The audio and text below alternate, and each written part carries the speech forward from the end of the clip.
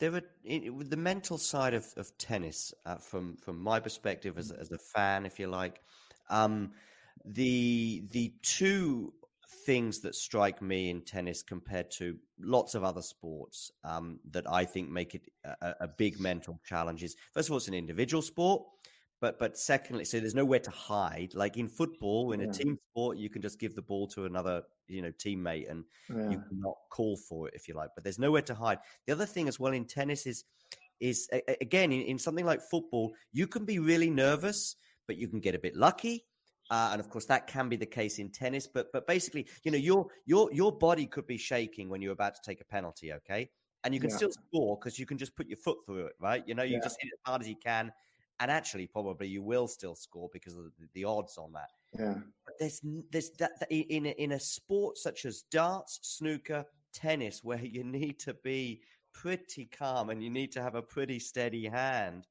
There's just nowhere to hide. Is there anything I'm missing, or am I underplaying something, or even overplaying something? No, no. I think you're 100% correct. I think the real tough thing about these sports and tennis in particular, because of how physical it is as well, is the relentlessness of point after point. And if you're nervous, you have to fight through those nerves sometimes for an hour, and they might disappear for a while, but then suddenly you're 5-all, and it's tight again, and you're feeling very tight, and you have to manage it over and over again. And I think the best players in the world just you know use their tools and remember to use their tools in big moments. Because once you get to pro level, it's not like any player doesn't kind of know what they have to do, but it's in the heat of that moment that they either don't remember because the brain is frying a little bit, or they don't have the courage to use them. Yeah, So, for us sitting there, I remember when Roger Federer had 2 match points against Novak at Wimbledon serving. yeah, You're thinking serve and volley both. okay, Yeah, probably Novak's not going to make a great return on both. mm-hmm. Now I don't know what whether that what Roger was thinking, or maybe knew something more than I did, but that was my thinking. But he didn't, and they slipped through his hands. Now, to do that though in that moment takes a huge amount of courage. Yeah. And first to make the decision, and then secondly to follow through the decision like that. But then you've always got, and this is what's so tough for players. The other thing is, match point, make the person play. Don't serve and give them a quick volley or whatever. And that's another school of thought. But I think deep down, players get to a place where they have an instinct.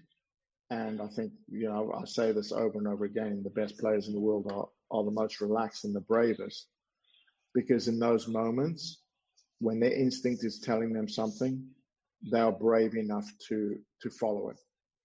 And which is why, and again, it doesn't guarantee you're going to win, but I do think it starts to push the odds more in your favor. I'll just say one other thing is, I don't know if anybody's ever been go-karting or any kind of motor racing or watches motor racing, but when a driver gets in the groove, they lap like within 0.1 of a second every lap, like in this unbelievable groove. But if they lose that groove, when they're in that groove, it seems so easy. Just do it. It's like no hassle. But if they lose that groove, if they go a little too fast, then they slide out of a corner, they lose time. If they go a little too slow, then that's not effective. And the margins are so small to stay on that groove. And for players as well, when you go into something like the French Open or any tournament, but especially the big ones, you hope that you can get through that first match and find a groove. And if you get in that groove, then that gives you your best chances of winning, because then most stuff is happening automatically, which is the most effective. Everybody has a problem when they start to think on the court, and automatic is fastest and easiest because you know how to do things. And it's not like you don't register. I say when you're playing very well, you are aware of everything, but nothing distracts you. When you start to think, your thoughts start to distract you. And that's very difficult to manage. And if you can learn how to manage that and get yourself back in the groove a little faster than other players, that's obviously, helps with ranking and why certain players, are more consistent than others, because they tend to.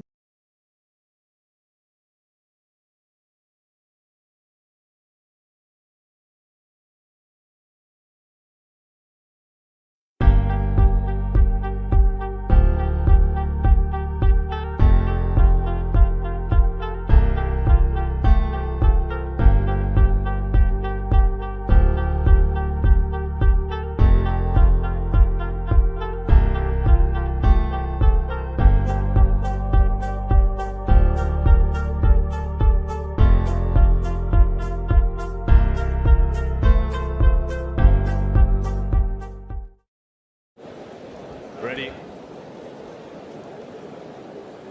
Play.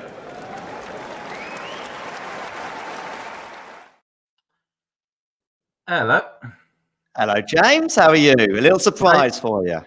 A little surprise, yeah.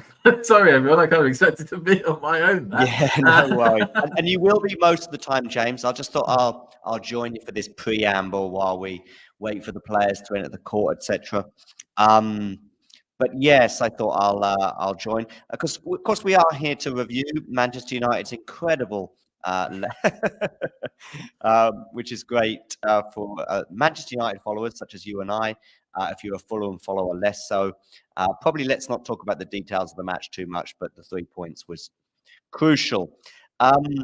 James, did you catch any of the Dimitrov Tsitsipas match?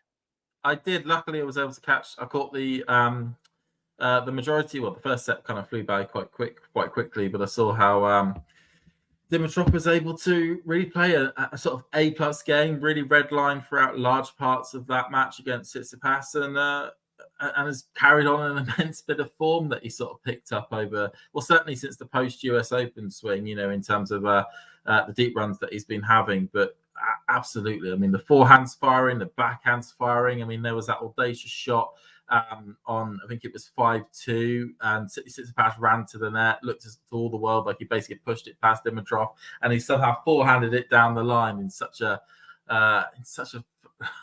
unbelievable range that, you know, it just synonymous with the fact that of the great season that he's been having and the great run that he's having in Paris. Yeah, indeed. I do think that Tsitsipas, though, will have some regrets. First of all, of course, all those break points he had at the beginning of the third set.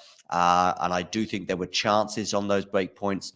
From that moment onwards, though, that third set was basically just heading towards a tiebreak, as it turned out, with neither player really threatened on serve. But then when it came to the tiebreak, I don't know whether, especially once Dimitrov took an early sort of 2-love, 3-love lead, whether Tsitsipas, I don't know what he was doing. He just kept coming into the net and just was being passed so easily. And on the occasions he was getting his volleys in, he was either hitting them into the net or not putting them away sufficiently, giving Dimitrov a chance to get back in the point. I sort of jested about his tactics and the unbelievable coaching which he will have been receiving. But if anybody suggested to him to attack the net during that tiebreak, I would suggest it was the wrong tactic, because Dimitrov was just having him for breakfast. No. I mean, the passing shots that Dimitrov hit him were absolutely outstanding. And I mean, maybe you know, thinking about why Tsitsipas may have decided that coming to the net was the right thing. Maybe a bit of fatigue was coming into it, quite possibly. I know he went fairly deep in Vienna the week before, the week prior, and you know, this is now the third week of tournaments in which he's played in a row. And you know, he had a bit of a hot, you know, although he's had a lot of straight sets victories, there haven't been, like, you know, absolutely dominant straight sets victories over the course of the last week. So maybe there was just a little bit of fatigue, like we saw of Holger Rune last night, coming into some of those decisions that were being made. Yeah, I get that. If that was perhaps a little bit earlier on in the match, I would probably lend myself a bit more to that theory. Obviously, coming to the net, shorten the points, try drop shots, go for winners, blah, blah, blah. But I just think in the tiebreak, just do what you can and get yourself over the line. And I don't think he did enough in that tiebreak to do so. Also, probably fair to say that Dimitrov, you know, was the better player really during the match. Rarely looked troubled on serve except for one game. Stefanos wasn't able to break him at all. Grigor Dimitrov had chances for a double break advantage in the first set that he wasn't able to get, but in the end it became irrelevant as he won that first set 6-3. The second set was nip and tuck, all about the tiebreak, really, that Stefanos got an early advantage in, but he wasn't able to eke out the same advantage as I see the most flexible guys on the tour, if not one of the most flexible guys on the planet, Djokovic, there warming up, who can contort his body in all sorts of directions that I could only dream of. Let's get to Rublev against Djokovic, obviously the other final place. Does Rublev have a chance? I would certainly say that in a Masters setting, best of 3 format, there certainly is a chance. You know, Djokovic has been showing some levels of fatigue at points, especially in the match, not necessarily the one against Rune, but the one before that. And usually, when it comes to, you know, either this point of the season for Djokovic, or generally when it comes to, you know, anything outside the slams, that's when Djokovic tries different tactics to try and win points, either win them more quickly. And I could very much see, you know, Rublev's in an outstanding vein of form, the forehand's working incredibly well along with the serve, that this could be tight. But, you know, similarly, we know that their record is quite heavily skewed towards Djokovic. I think Rublev's only victory against Djokovic came in Serbia last year, when Djokovic was sort of coming back almost from having such a long spell out of the game. Yeah, right. I mean, Djokovic's year was stop-start last year. Of course, the Australian swing, he was out of that. North America too. He played a bit in the Middle East in between. But you're right. By the time that tournament in Belgrade, from memory, I think he was being pushed to 3 sets in pretty much every match. And I think, did he lose 6-love to Andrey in the last set? He did the final. I think he just about managed to win the second set, and then used up all his energy to try and win that second set in a tiebreaker.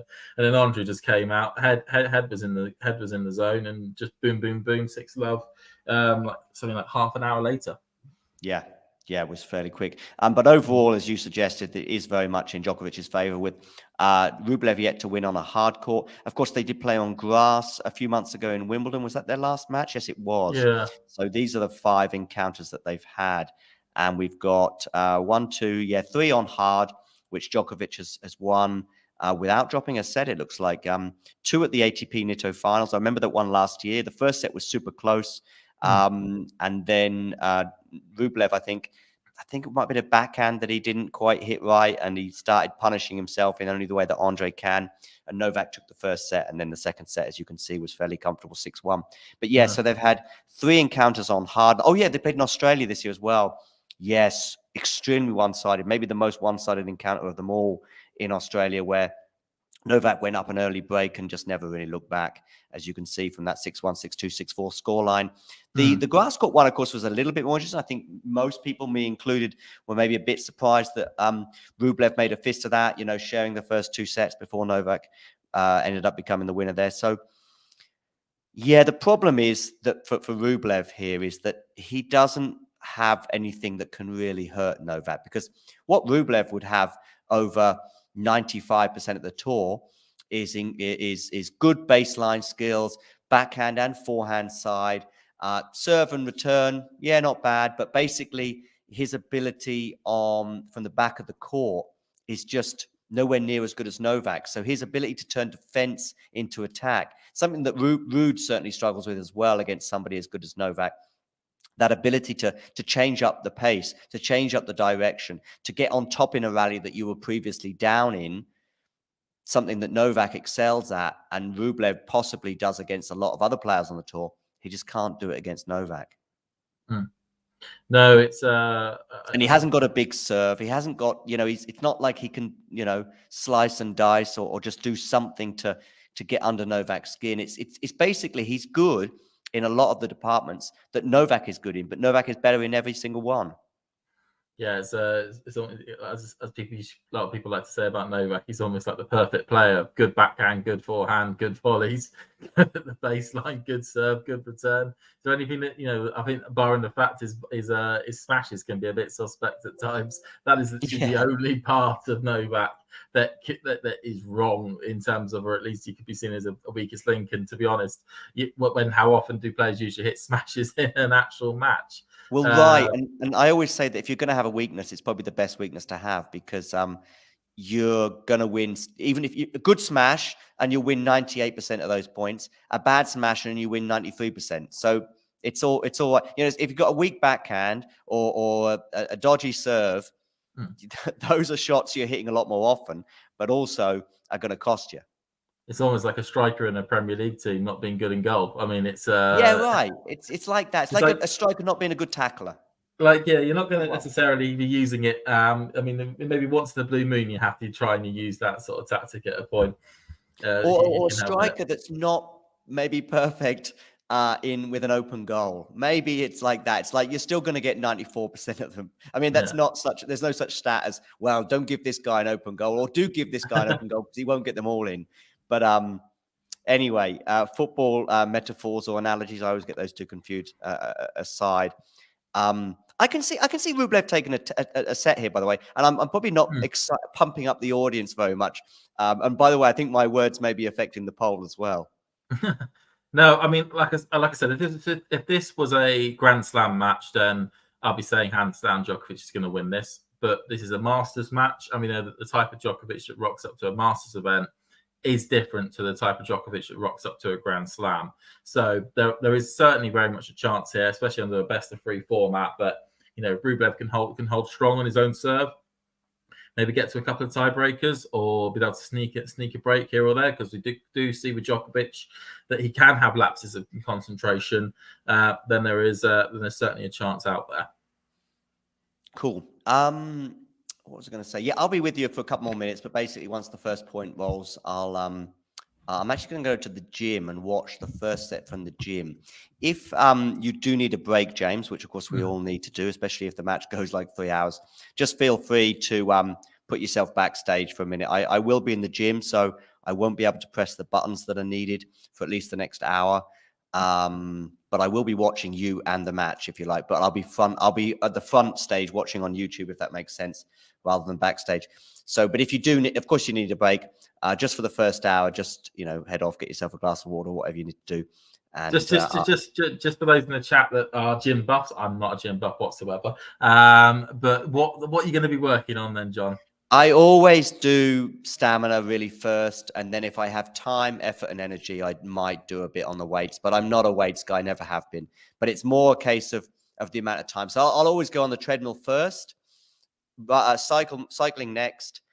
And then it's like, okay, maybe a bit of leg work, maybe a bit of upper strength, but really it's all about, as long as I do the stamina, I feel as though I've done something. That's kind of where I'm at. So as long as I get my 5K in, let's say, sometimes I go more, but it's all about the clock as well for me in terms of what time is it, where have I got to be? I mean, if I'm going for a night out, for example, my sessions are a bit shorter. If I'm basically doing nothing for the next 2 or 3 hours, my sessions will be longer. But if I've got a busy social life, then I'm doing less. So as I look at Djokovic now, is soaring away on 82%. He is soaring away on 82%, 17 votes cast already. Yeah. So I can still see them warming up, but my stream, I think, is a few seconds behind yours. I will be sharing the score on the screen as soon as they do get underway. James, my screen has them now starting, or it's in the first point now. I will share the score, and then I will blend into the background, and everyone will be safe in the knowledge that I'll be burning those calories whilst you talk through the first set at the very least. Cool. See you later on, John. See you. Okay, everyone. As I can see, Ghost already calling me the Rooney of talking tennis. I will not know how to take that, but thank you, Ghost. Anyway, it's good to see all you lot in the chat. As we have Rublev already been 15 love up on his own serve, which will be happy for those that are a Rublev fan. I am also bizarrely monitoring a challenger as well, just because I like to keep a track of how Jack Draper's doing. He is playing Brandon Nakashima at the moment, and he is 6-1 up in the first set. Brandon is 1-0 up in the second, but they're on serve at the moment. All I'm saying is come on Jack Draper on that one. I know it's a weird challenger in Northern Italy, but why not? It's 15 all at the moment.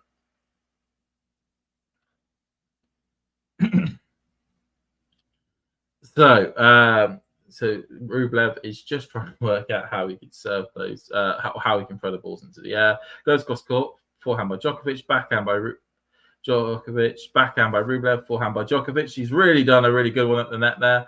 Absolutely dominant stretch there at the net, able to drop shot it with his backhand to the other side of the court, and Rublev is unable to reach it. So it is currently 15-30 to Novak.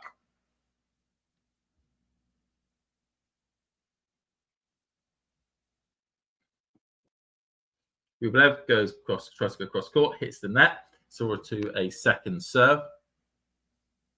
And certainly Nakashima is a heavyweight clash at a challenger event. Backhand by Djokovic, forehand by Rublev, backhand by Djokovic. Rublev comes forward, backhand by Djokovic cross court, forehand by Rublev, forehand by Djokovic, and that net play by Rublev just played out at that time around. And as such, it is now 30-30. And Ghost has got to go somewhere. We'll see you later on, Ghost. Like I said, anyone wants to comment out in the chat, that'd be great. I can see Jane, you're in the chat, which is excellent to see. I'm trying to work my mouse here. Matthew, well, it's good to see a lot of the regulars in there. If you're new as well, please do comment, say hi. Everyone is friendly. I hope so, at least. Backhand by Djokovic there. Rublev just trying to control it here. Djokovic just playing the defensive work. Really pushing the ball. Oh, just a terrible backhand by Djokovic there. Gets his feet completely mixed up under himself, and unable to get the ball over the net on that one there. Unable to do anything at that point. Okay, Rublev just throwing up in the air, no luck. Goes cross court, backhand by Djokovic, forehand by Rublev, backhand at the line by Djokovic, forehand cross court by Rublev, cross court again by Djokovic, down and attempted down the line by Rublev, but it hits the net, and we are to deuce. I mean, the one thing Djokovic is able to do incredibly well is hit his returns, or at least hit the ball on his side of the net, very close to the opponent's baseline. It just really helps to push your opponent back beyond their own baseline, and to really put them into a defensive position. So just a deuce at the moment, goes down the line, backhand by Djokovic, forehand by Rublev, backhand by Djokovic, forehand by Rublev, backhand slice by Djokovic, backhand slice again by Djokovic, backhand by both players here to the forehand of Rublev, backhand by Djokovic cross court, really going for the tight angles. Novak moves it cross court, so does Rublev. Backhand cross court by Rublev, backhand by Djokovic. Forehand up the cross court there, really in a defensive position at the moment, Rublev. And then a swinging volley, cross court with the forehand from Djokovic to get to advantage. And Rublev is not happy with something in the crowd. Maybe it's somebody who's got a flash on, or maybe it's the doors of the arena opening and a sort of light from outside sort of shining through. I know from being there last year that the entire hall is in pitch black, like it's all painted black, but the outside area, like the atrium bit that goes around the venue, that is all in white, and there's a lot of light and a lot of white light in there. So when the doors open, it was almost as though you have like a second coming. You've got the as sort of the bright light sort of shines through to the venue theatre. So is there still an advantage at the moment? And second serve, the first serve didn't go well for Rublev. It goes cross court, backhand cross court by Djokovic, backhand by Rublev, backhand by Djokovic, forehand by Rublev, forehand by Djokovic at the line, backhand by Rublev. At the moment, Djokovic is on the attack, or at least it's 50-50. And really pushing side to side. What a forehand cross court by Djokovic. The power that was low to the net, and Rublev was caught completely unawares. And now it is 1-love. It is an early break in the first game to the Serbian. He'll be very happy about that. It was an excellent forehand cross court. There was so much pace, so low to the net. It almost skidded. It's almost skidded with such pace over.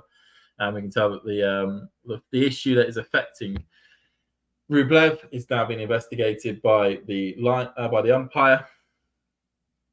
He's looking somewhere on that bit there. Like I said, do put any comments in the chat, any questions you may have, any comments about this match, maybe to do with the tennis in general. Please do put it in there. That'd be excellent. I think the issue is somewhat sorted now.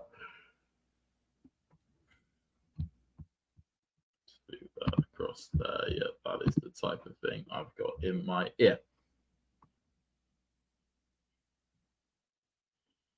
Was broken steel. Okay, moving on. Novak is just waiting for things to be settled and to get into position.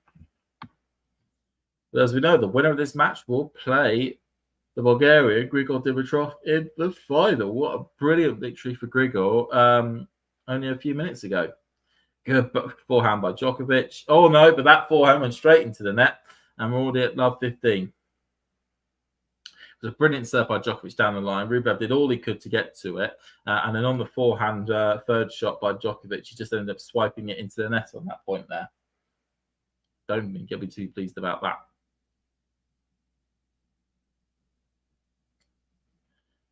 Okay, Djokovic is getting ready. Goes cross court. Backhand by Rublev. Forehand by Djokovic cross court. Forehand by Rublev. Forehand by Djokovic. Really trying to catch Rublev out here. Drop shot by Djokovic. And Rublev unable to get to it. Unable to get to the drop shot. It was incredibly well disguised. And now it is 15-all. It was a very good shot there. As we get one of the coaches of Novak Djokovic, we get the picture of him as it pops up on the screen. I don't know if I missed it, but I've not seen Goran yet in the this week, unless I can see him. Just can't just yet. Somebody may tell me that Goran's already there, but I've just been blind to it. into the net there on that serve.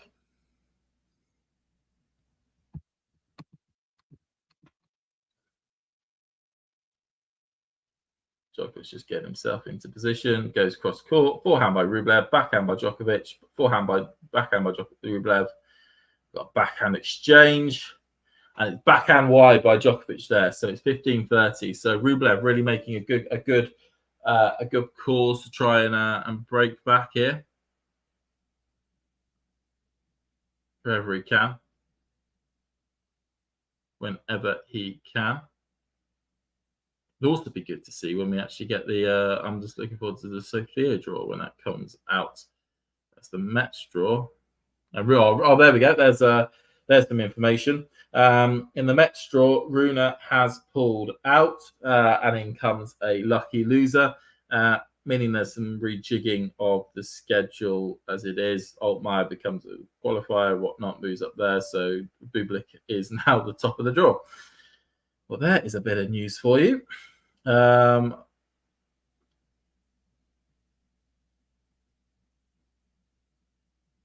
that bit there, as it's 30-all at the moment. Djokovic attempts to go down the tee. No luck on that one there. How about open up there?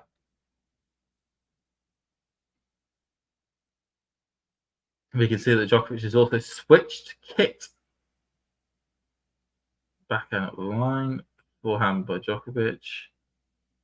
Really pushing each other here. Both not giving up the middle ground. And Rublev just hits it long beyond the baseline. 40-30. 40-30. No, like I was saying, kit-wise, we did see at the start of the week that Djokovic had that sort of reddish kit, reddish burgundy kit, but it's decided on the Runa match to sort of go back to, I think it's US Open style top, which is the blue one. I don't know, maybe he prefers the colour. Maybe he's a blue guy. And we see him in those sort of orange kits when it comes to the clay court season. Up the line by Rublev, backhand by Djokovic, backhand by Rublev, backhand by Djokovic, but forehand by Rublev, backhand by Djokovic, and long. This is not, I'll tell you what, he's not running away with it. He's certainly not running away with it. That's at least to be said at this point here. It is juice. Rublev doing what he can to get back into this as quickly as possible.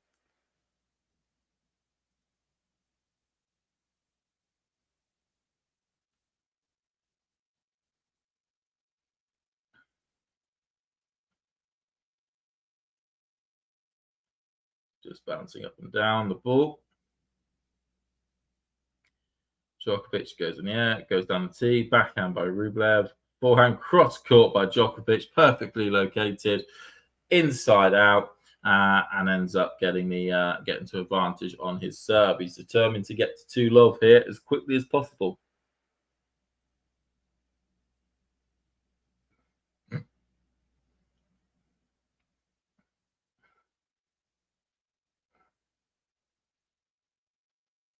See plenty of Serbian flags in the background.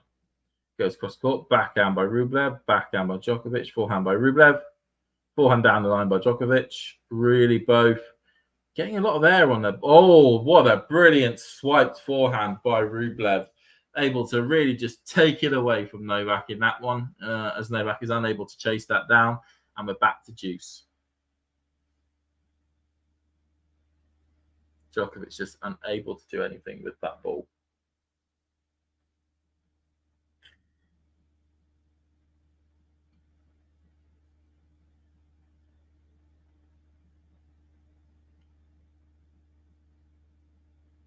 Djokovic bouncing the ball. Goes cross court, no luck. Like I said, please do comment on the chat how you think things are going over the game, any questions you may have about the game or anything in tennis in general. It'd be good to sort of interact with you lot as much as possible.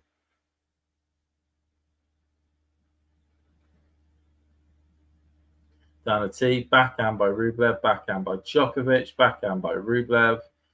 Real big backhand exchange. Djokovic goes down the line. Rublev unable to get anything proper onto that.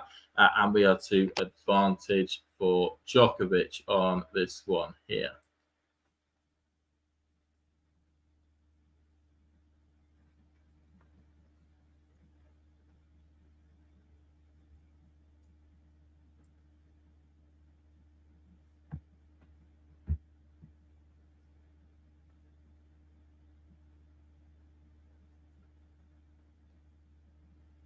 goes cross court, backhand by Rublev.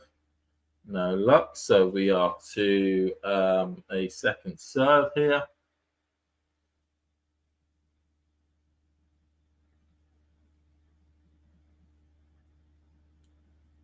Djokovic goes down, tries to go down the tee, and this is turning into the never-ending game. Had 14 minutes on the clock, and we're not even at the second. Service hold, or the second serve, or second game. I think is the word I'm trying to find here.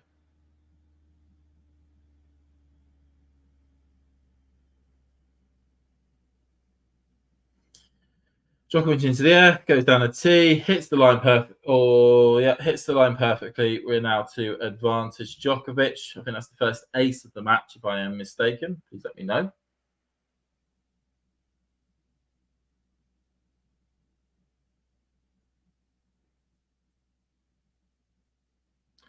No, Djokovic is primed in position.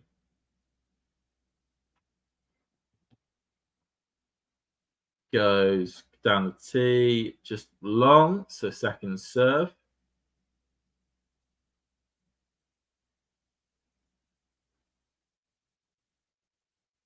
Second serve point.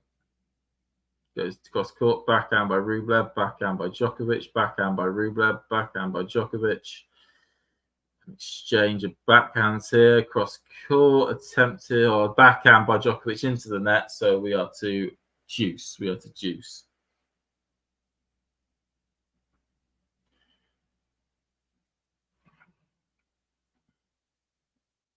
Just getting a game duration clock popping up. Letting us know that this has been a while.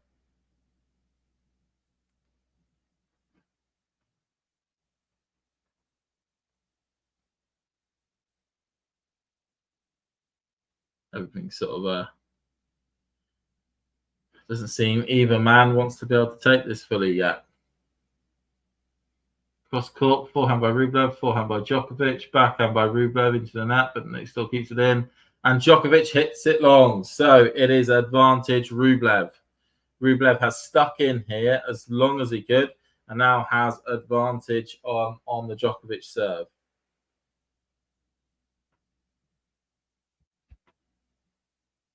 Now has advantage on the Djokovic serve.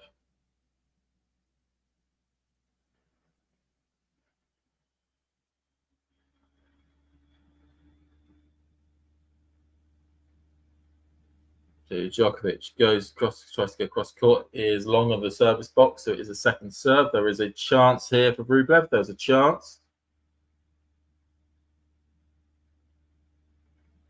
Everyone's just getting ready and waiting. And then we go down the tee. Forehand by Rublev, forehand by Djokovic, forehand by Rublev, forehand by Djokovic, forehand by Rublev up the line. Attempts a backhand by Djokovic. Cross court attempt by Rublev, backhand by Djokovic, backhand by Rublev, backhand by Djokovic, forehand by Rublev. Backhand by Djokovic there, backhand by Rublev, backhand by Djokovic, backhand by Rublev, backhand by Djokovic, backhand by Rublev, backhand by Djokovic, forehand by Rublev, forehand by Djokovic, backhand by Rublev, backhand by Djokovic, backhand by Rublev, backhand by Djokovic, wide of the tram line, and the break has been secured. The break back has been secured. Took a while, but the first two service games have come and gone, and both players have broken each other. Both players have broken each other. As Rublev is he's just sitting down just a quick bit, just to get his breath back before having to now go out and serve. Like we said, please do hit the like button if you can on this video. That'd be excellent.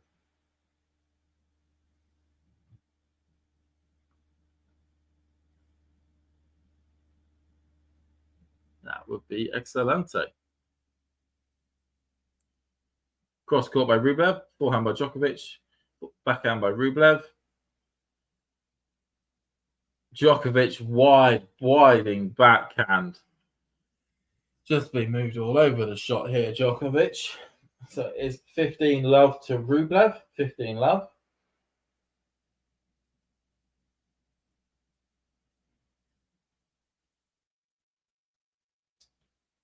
goes up the line. Forehand by Djokovic, forehand by Rublev, but it is long. So that is 15 all.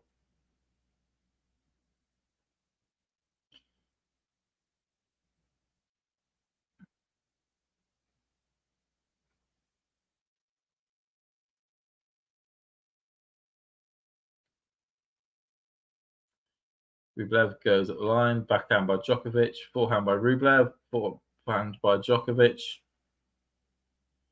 Rublev really trying to be the conductor here, as that goes into the net by Djokovic, and it is now 30-15 to Rublev.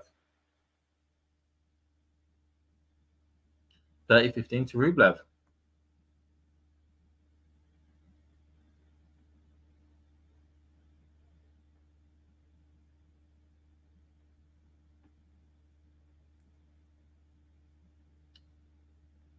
And certainly, Rublev breaking was not in the narrative for what could have possibly been a quick Djokovic victory, but backhand by Djokovic, backhand by Rublev, brilliant backhand by Rublev there. 40-15. Rublev looking to make this a quick service game.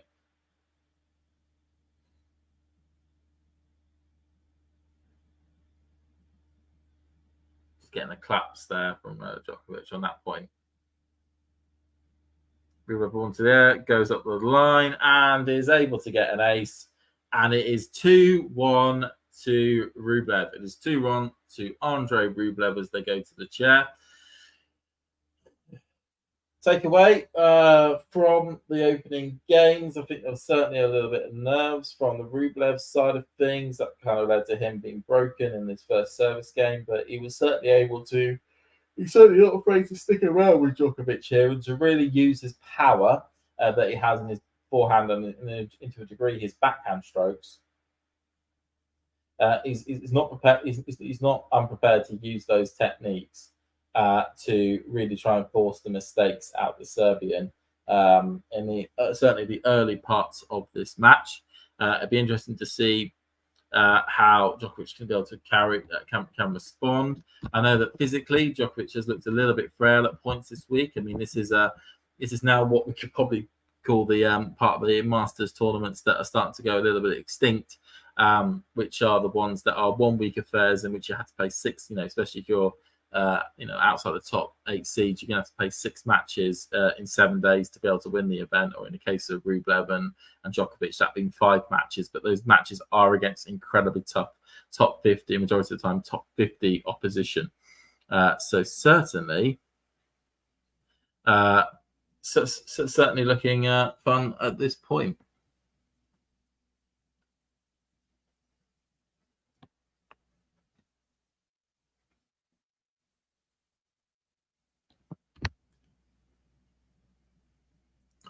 Okay, Novak's just going to his side of the court, just getting in a ready and waiting situation.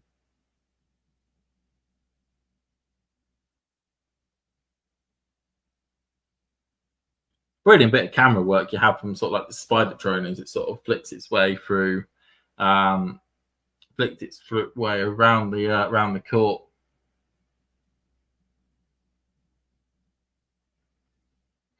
Goes across court, forehand by Rublev, forehand by Djokovic, and it is wide. Another mistake off the Novak racket. Love 15.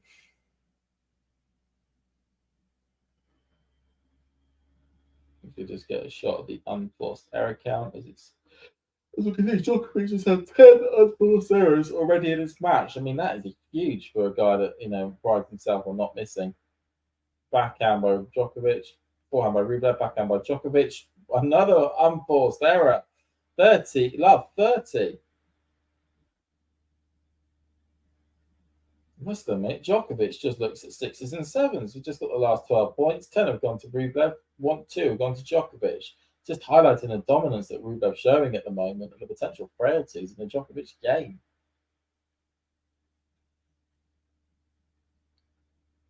Goes at the line, backhand by Rublev, and just stands into the tramlines. That was a good serve by Djokovic on that one, but it is now 15-30.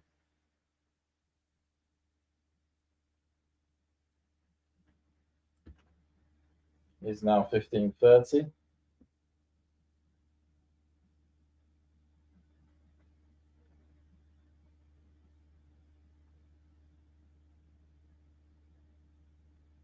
goes down the tee, forehand by Rublev,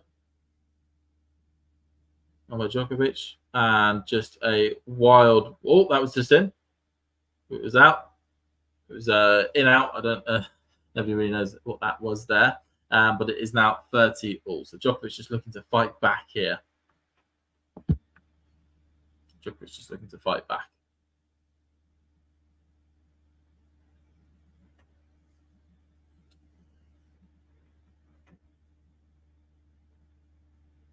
As we're just getting a shot of the lower camera angle.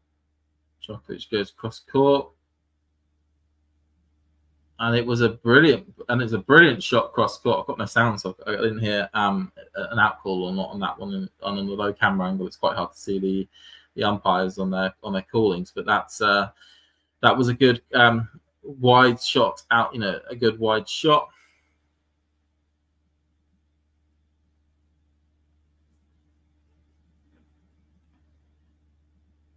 Down the tee, backhand by Rublev, backhand by Djokovic, backhand up the line, attempted by the line by Rublev, but it's just wide of the tram lines, and as such, it's now 2 games all. 2 games all.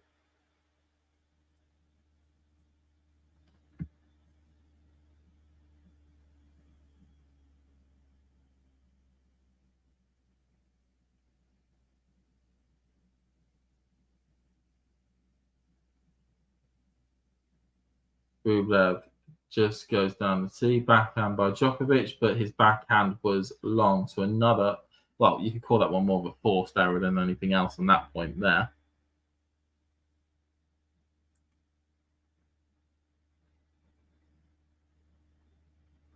Cross court backhand by Djokovic, no luck on that one.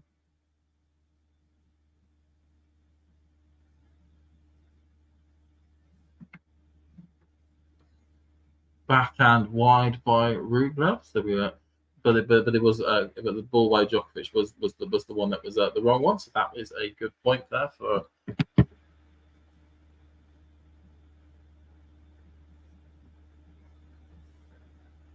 No attempt really to be able to get on that from Djokovic. So it is now 40 love.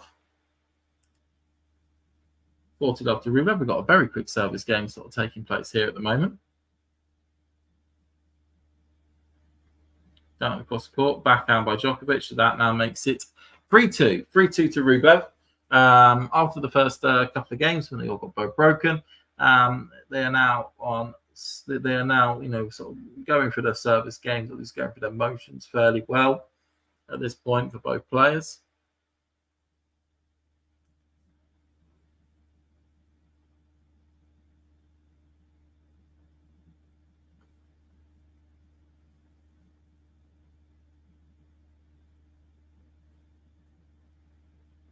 On that one. So like we said, we've got in general news, we've got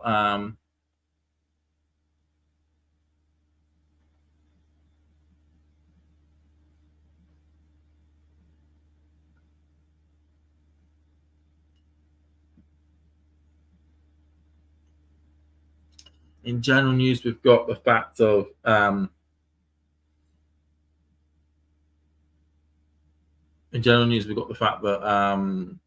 Rune's pulling out of Metz, which is not much of a surprise given the fact he's now qualified for Turin. But based off Dimitrov's loss last night, of course, it mucks up the schedule for Metz just a tad, as they probably would have liked to have had somebody as the proper top seed for that event, and he was going to be the top seed.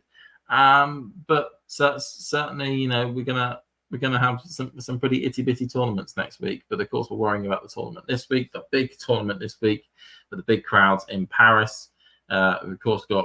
On the singles wise, we've got 2 games left. We've got 2 matches left. We've got the this match here that we've got between Djokovic and Rublev, and then we've got the final tomorrow, which will have Djokovic. Also, we'll not have Djokovic. We could have Djokovic and Rublev versus Dimitrov. There is, of course, also doubles matches taking place, still to take place as well in Paris early today. We saw Bobana and Ebden beating Matic and or Pavic and Helio Vara, and then Bobana and Ebden will play the winner of Ram Salisbury versus Gonzalez and Roger Vasselin. So there's plenty of good doubles action still left as well. Djokovic going down the tee, backhand by Rublev, forehand by Djokovic, forehand by Rublev, cross court, forehand by Djokovic, cross court as well, but that one is wide. That one is wide, and that is now love 15 to Rublev. Love 15 to Rublev.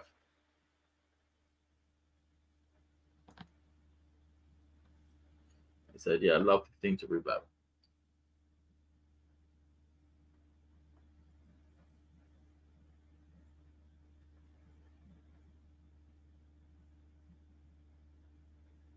Djokovic goes down the tee, forehand by Rublev, but it is wide by Djokovic. It's a second serve.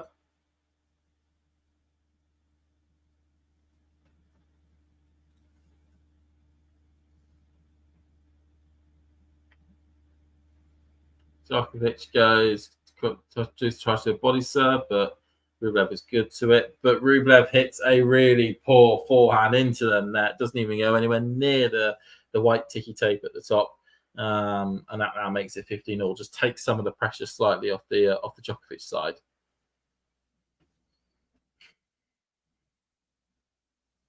Like I said, if you got any comments about this match, any questions you got in general, please do send them to me. I'll happily give them an answer, put them in the comments section. Especially if you're new, it'd be really good to hear from you as we go on. Second serve, though, here for Djokovic.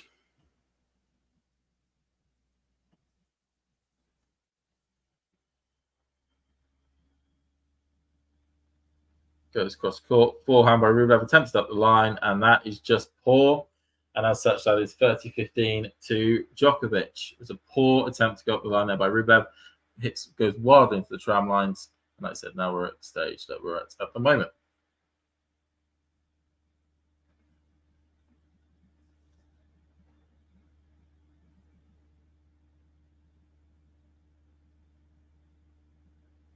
Djokovic goes cross court, backhand by Rublev, backhand by Djokovic, but it's only an attempted drop shot into the net. And it is 30-all. 30-all.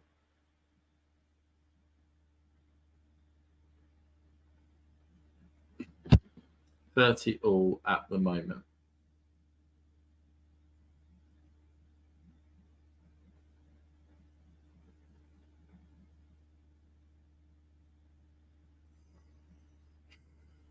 Djokovic into position.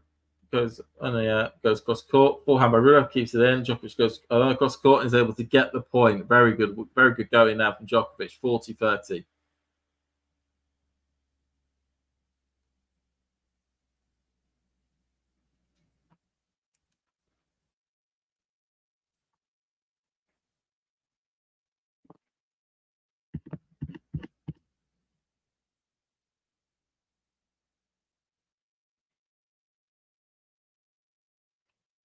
Djokovic down the line, forehand by Rublev, backhand by Djokovic, forehand cross court by Rublev. Brilliant up the inside in forehand by Rublev there.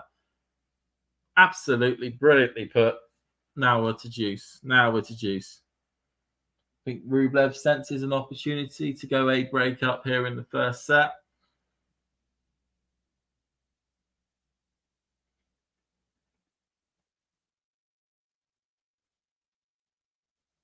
Djokovic just bouncing the racket. Tries to go cross court, hits the net, won a second serve. Maybe a bit of a chance here for Rublev. Really getting himself into this point.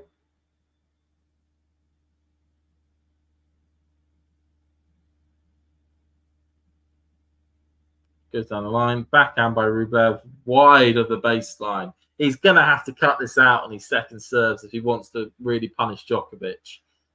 Been a few second serves now where Rublev's just wildly swung at the ball and it hasn't gone anywhere near the island. Those classic things that you get yourself into these situations, actually act upon them.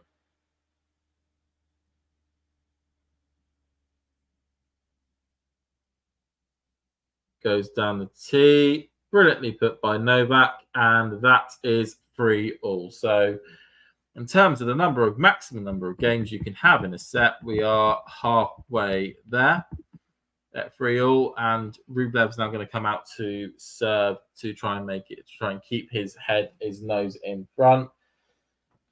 But he's going to rue the fact that there's been a few missed chances there, especially in that service game there, to really pile the pressure on Djokovic. Just showing us that the average serve game duration is around about half that for Rublev than it is for Djokovic, just showing that Rublev's been finding a much more comfortable ways of being able to hold on his serve as he sends Djokovic wide to the left-hand side of the court in Djokovic's attempt to try and get the ball back there. Cross the court again, just wide though.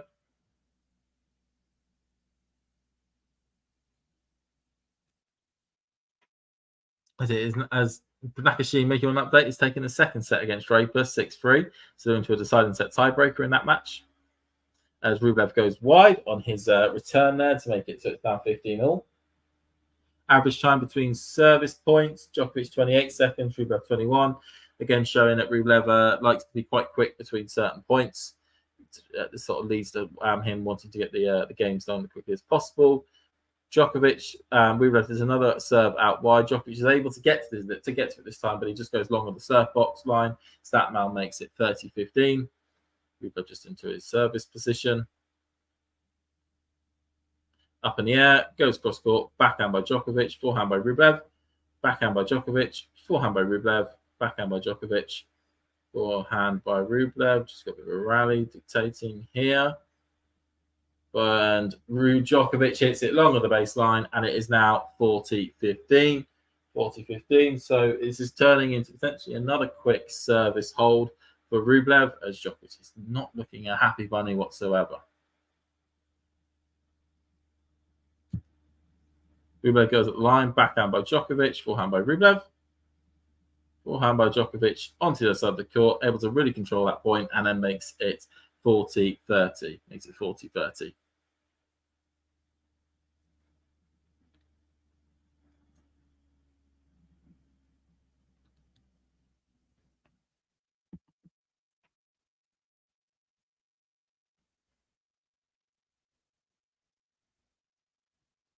Moving into position, tries to go cross court, just long of the service box. So into a second serve. Cross court again, backhand by Djokovic, forehand by Rublev, and it is long of the island. That now goes to deuce. So we're in deuce at the moment. Djokovic is just making noises towards his camp. I don't know if he thinks something's wrong or if he's just irritated. Probably is both.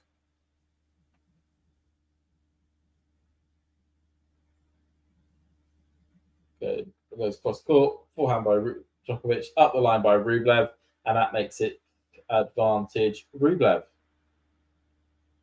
Advantage Rublev.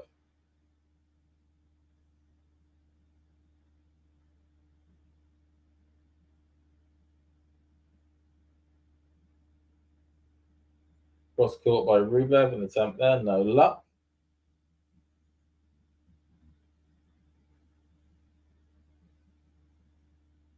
Backhand by Djokovic, backhand by Rublev, backhand by Djokovic into the net. And that now means that Rublev has held to make it 4-3. Rublev has held to make it 4-3. 4-3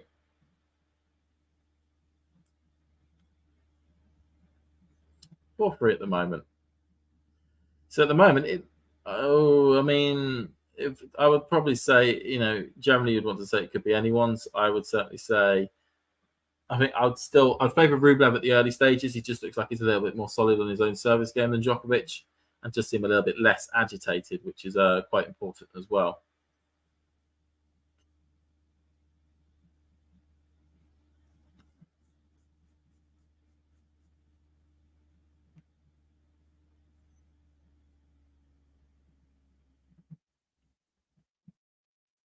Rublev's just taking a swig of his drink.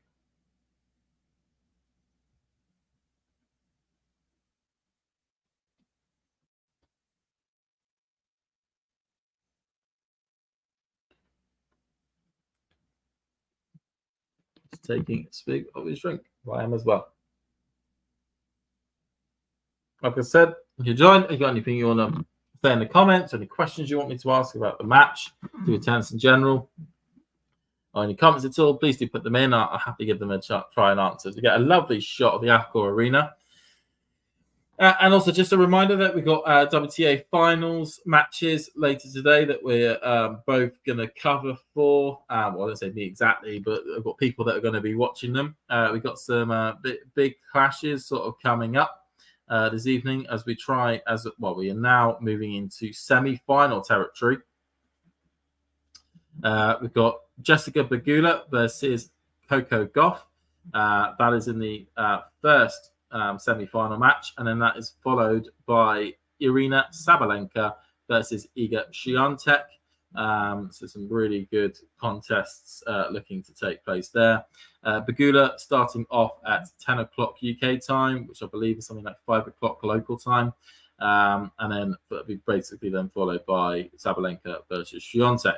Quite importantly as well, if I remember correctly, and I'm sure somebody in the chat will prove me wrong, Świątek needs to beat Sabalenka and then win the actual title here in Cancun to be able to get back to being world number one and to be year-end number one for the WTA. But I'm sure there's somebody out there that will talk me out of that sort of statement if I am wrong at all. But we know that Iga's been playing really well. Sabalenka's been a little bit frustrated, hence the reason why Saba came sort of second in her group and Iga won hers basically quite comfortably. Forehand by Djokovic. Down the line by Rublev. Djokovic being scattered wide. Down the tee there by Rublev. 30 love up. 30 love up. Doesn't see talking to him and said, yes, I must be right to my statement. So it's a there's a lot on the line for that match. If Sabalenka wins that, then she'll definitely be world number one. If Iga wins that, then it goes to a situation where she needs to then win her final match to be able to then get in to hold the title. Or hold the crown of world year-end number one, which after a season where it hasn't been as stellar as the previous one, that wouldn't be too bad going. As it is 30 love 30 at the moment, so sort of a half chance popping up at the moment. Djokovic goes cross court, backhand by Rublev, backhand by Djokovic, backhand by Rublev, forehand by Djokovic. Attempt to go wide, and that is a blow of the cheeks there, as it is free break points. It is free break points.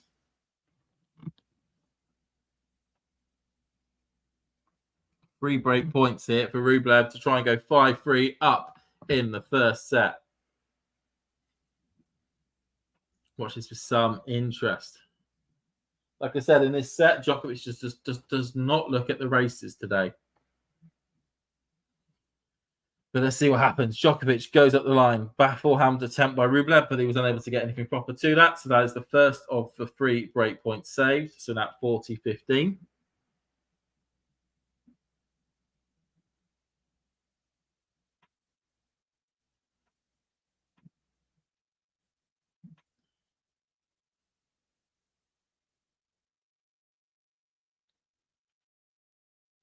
Djokovic goes up the line. It just clips the net. So we've got a let cord there.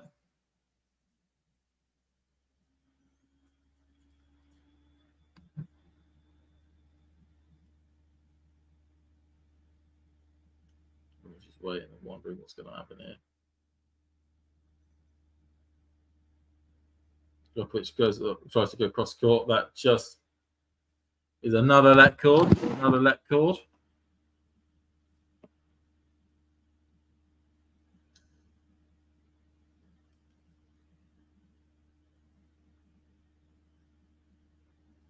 Djokovic goes cross court. And another ace, or an ace there. So that's the second break point gone. Second break point gone. We are on to a third and final break point chance. Rublev is happy about that. He's had 2 chances there where he's barely got a racket onto it. Is he going to read this proper this time? In position. Goes wide. And a brilliant serve again by Novak. Takes away all 3 breakpoint chances. Rublev unable to properly read any of those ones there and get anything on it. So we're now at 40 juice.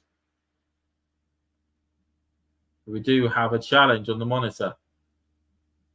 Bit of a fruitless challenge as it was plumb on the line. So we're now back to juice as Ralu saying Rublev with the eyes emoji. Exactly, it is a bit like a bit of Rublev with the eyes emoji at the moment.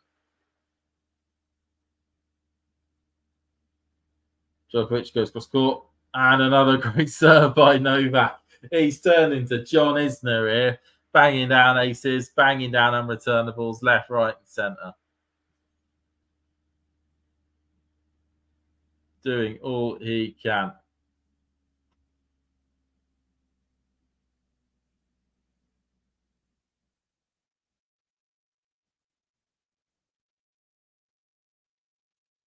Djokovic tries to go down the line, no luck, just hits the net.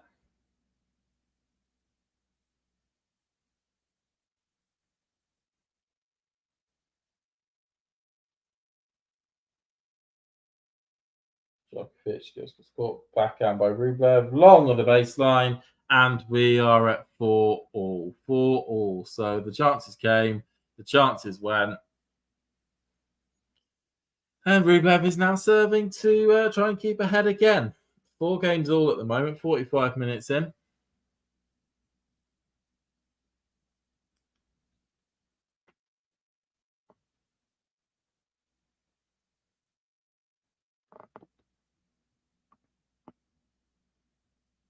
Donaty, backhand by Djokovic. Forehand by Rublev, forehand by Djokovic, forehand by Rublev.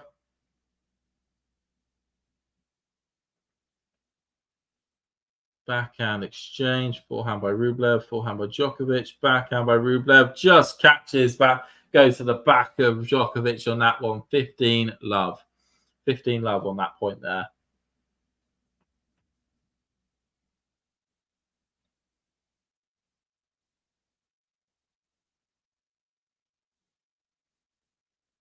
Goes across the court. Brilliant ace there by Rublev, 30 love.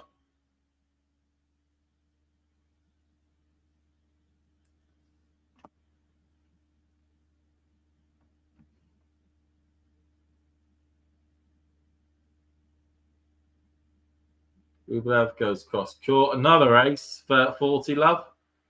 So after the disappointment of the last serve, he seems to be trying to quicken it up as quick as possible.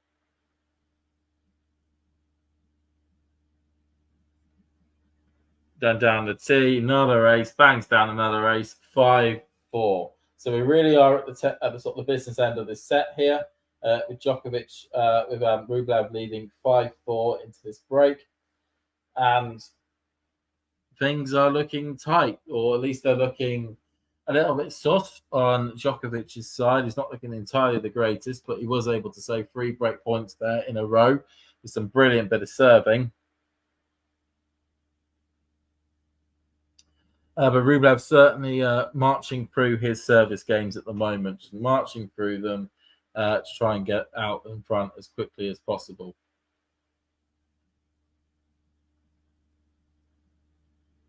As they are all doing that.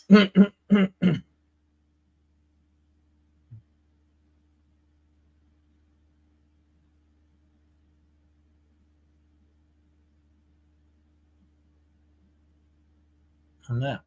Like I said, you got any comments about tennis or anything to do with this game? Please do put them in the chat. I'll happily give my attempt at answering them.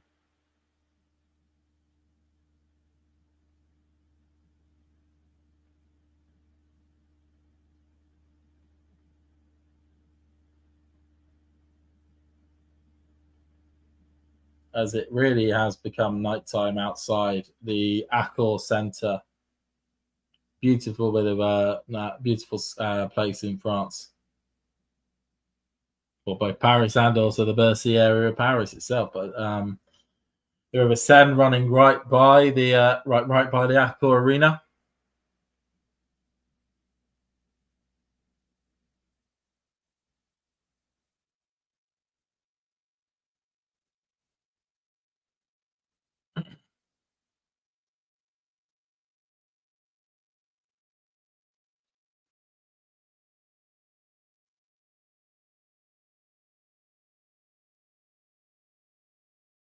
Forehand by Rublev up the line, brilliantly clips the line. Love 15. Love 15 to Rublev.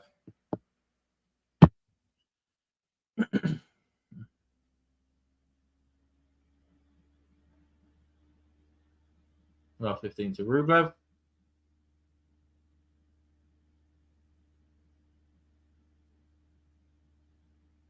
Down the tee, forehand by Rublev, forehand by Djokovic, forehand by Rublev cross court. Down the tee. Oh, an attempted come forward by Djokovic, just though stumbles in an attempt to try and get over the net, flips the net, and we're at love 30. Love 30.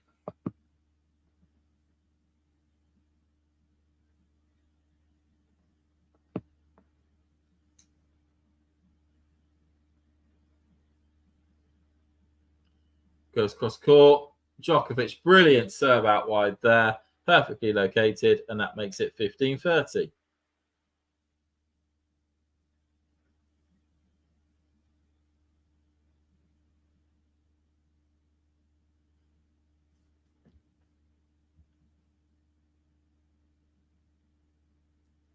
Rurolu, you're asking, is Rublev playing different from his past matches? Well, Rublev just done a really poor return there. Just didn't do anything with that. He barely got to the net. Is Rublev playing differently from his past matches, or with Novak, or is it just normal? I mean, I would certainly say I think Rublev's playing his game, but I do think there are a lot of mistakes coming from the Djokovic racket. Is certainly how I would describe it at the moment.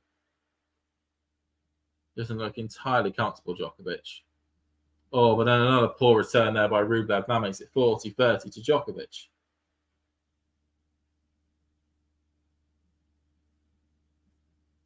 (40-30 to Djokovic. Thanks for the saying like Nizo. Good to see you in the chat.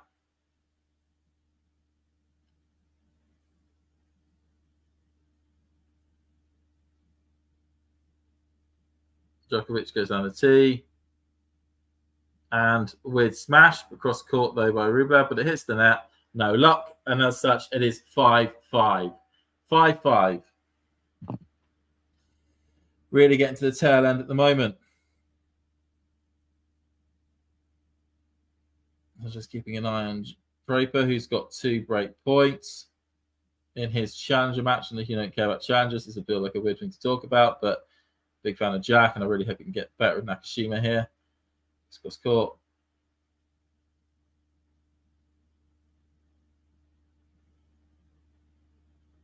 Oh, no luck on that one. Other line there. Forehand by Rublev. And it is wide enough for Djokovic not to be able to get anything to it. So that is 15 love. I mean, Rublev's been very good at the moment on his own serve. And he's looking to sort of fire through it as quickly as possible at the moment as well.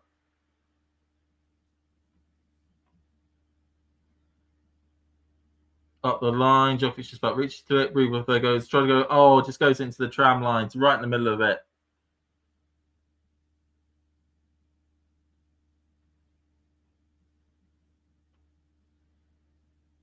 So 15 all.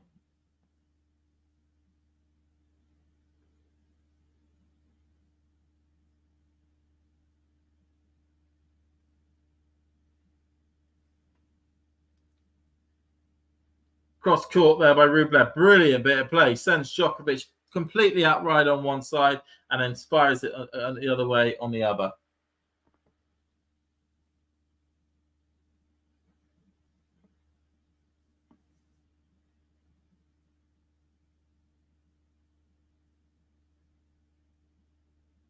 Up the line there by Rublev. 40-15.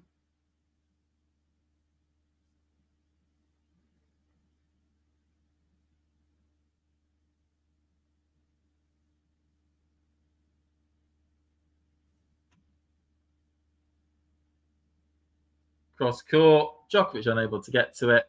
And it is now 6-5.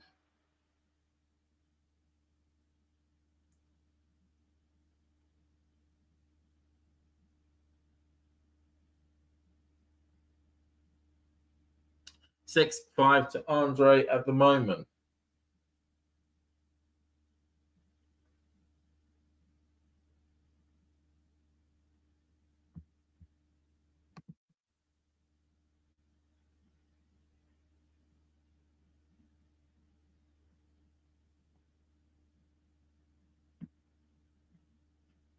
please do hit the like button if you can. Novak's now going to come out to try and serve the Kiste in this match.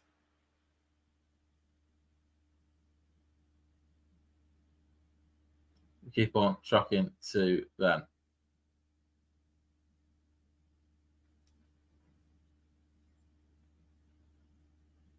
So 6-5 at the moment.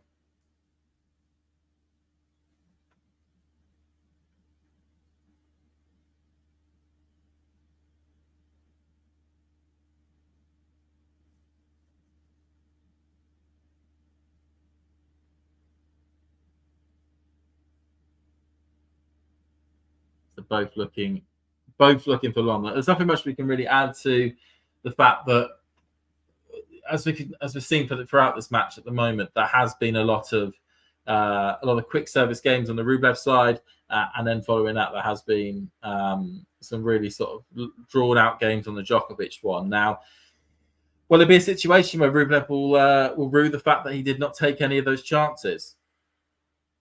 Will he that he didn't take any of those chances, and then could Djokovic end up to sort of squeaking this game, or is this a sign that Rublev is on the way to winning this set? It's just a case of matter of when, not if.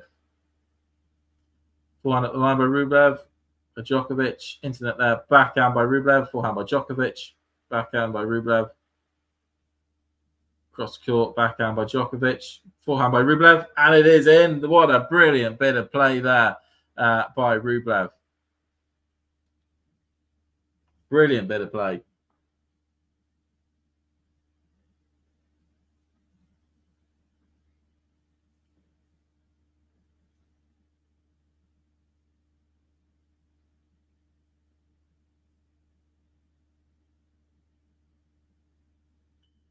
So Rublev, low 15 up.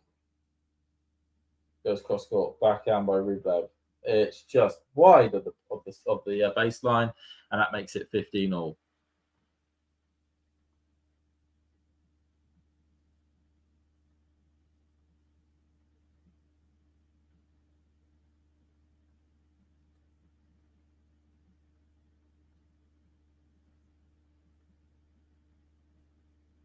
Rublev goes backhand there. Forehand by Djokovic, forehand by Rublev, forehand by Djokovic, forehand by Rublev. Bit of a forehand exchange taking place at the moment. Both players with the power, and the mistake comes from the Djokovic racket. Something that has been happening a lot.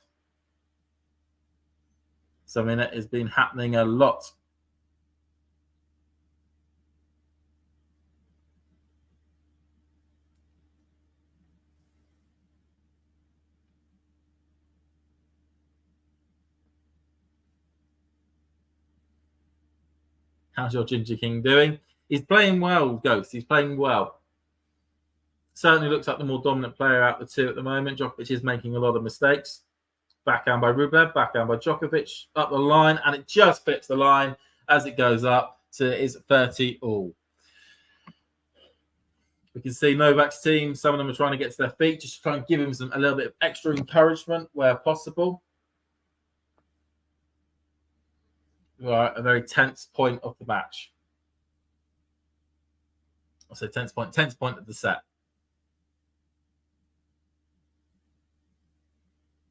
Djokovic goes up the line, but it clips the net, so we've got a let cord.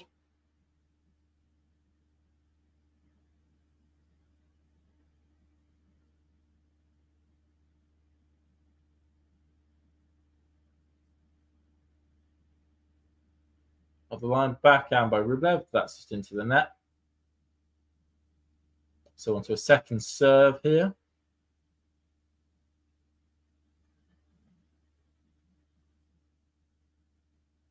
Djokovic goes up the line. Backhand by Rublev. Brilliant fired one there. Rublev comes to the net and sprays it to the other side. And we have not only a break point for Rublev, it is a set point. It is a set point here for Rublev to steal it right at the death, what it would feel like.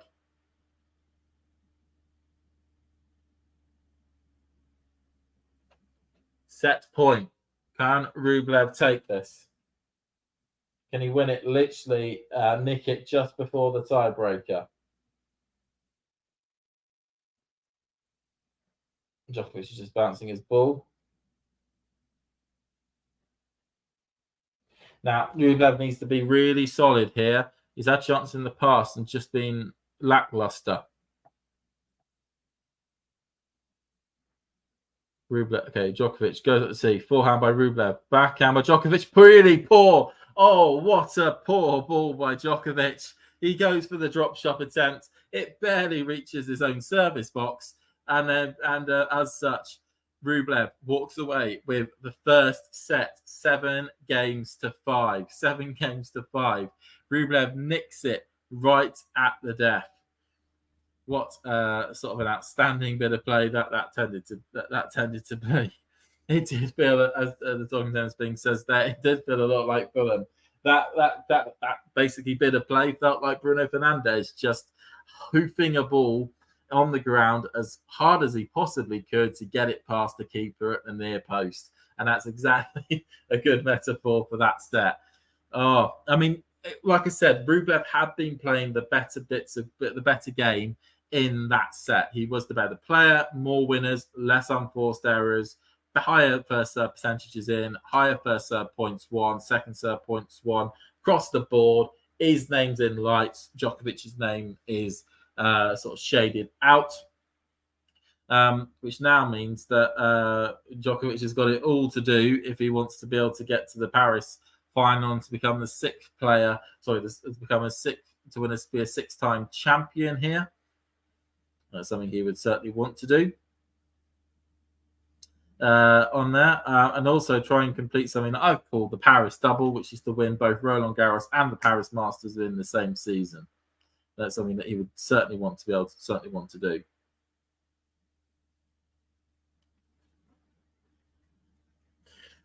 Like I said, please do hit the like button where you can. There's got some woes in the chat as well. Some Ghost is very happy with his with the guy that he's supporting.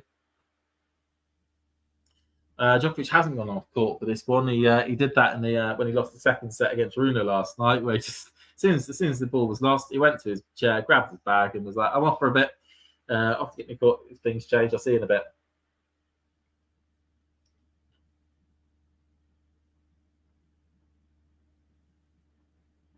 Saying Rublev serving up some porridge and pew.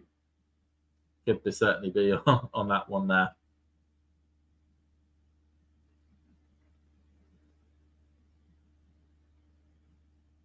Could certainly be on that one there.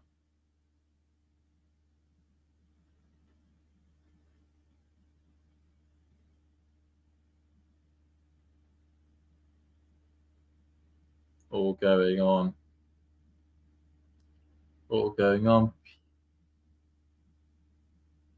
Behue, Jamesy, Behue. Okay. Are some stats from that map. That's the stats from that serve. If you just give me a minute, we'll just get them up for that set. So, like we said, we got aces, 7 aces on Djokovic on Rublev's side to Djokovic's 5. Double faults. There was only one for Djokovic throughout that match. There was none for Andrey. Like we said, first serves in, Rublev was much higher, 74% to 71, but still quite close between both players. The first serve points won, interestingly, 76 for Djokovic. Sorry, 76 for Rublev, 59 for Djokovic, so a significant drop off. And second serve points won as well, like we said, was higher for Rublev there as well. Rublev just goes 15 love up on his bit there. But when it comes to break points saved, Djokovic was able to save 3 of them. Rublev unable to save any, but he only had 1 break point against him and he lost it. So that kind of answers that question for us. Backhand by Nole, forehand by Djokovic. All the ball moving around. Backhand by Djokovic, backhand by Rublev, backhand by Djokovic, backhand by Rublev, forehand by Djokovic, sliced by Rublev, forehand by Djokovic, backhand down the line by Rublev, and it's in. Stretches to it, and it runs down the line there. And talking, saying that he's pumping a little harder now after Ruby's smash and grab. I mean, the script writers would have said this would have been Djokovic's for the taking, or at least should have been quite a straightforward Djokovic match. But Rublev taking the first set really sort of put the cat among the pigeons. He's determined. I don't know what it is when it comes to these Rolex events. When it comes to the Rolex Monte Carlo, there's certainly this year the Rolex Monte Carlo Masters, the Rolex Shanghai Masters, and now the Rolex Paris Masters. It just seems to be that Andrey loves Rolex. This one here, so he's either winning the event, getting to the final, or in this case at the semi-final, but looking to get to another final as well, which would be a pretty good going to have 3 Masters finals in your season. That certainly, backs up the fact that people, what people said about Andrey being the 5th best player this season, being able to get all that sorted.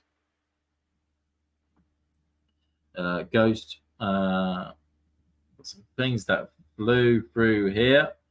OMG, Where's Jane? I'm talking said he's on the leg press. Ghost, good question. Where is Jane? I need some help educating James about Pewism. Okay. And then pump it. So there. And like we said, if you could again let us know what you think about the Iga Arena match, people. If you could let us know, that'd be absolutely brilliant. Put what you're thinking in the comments section.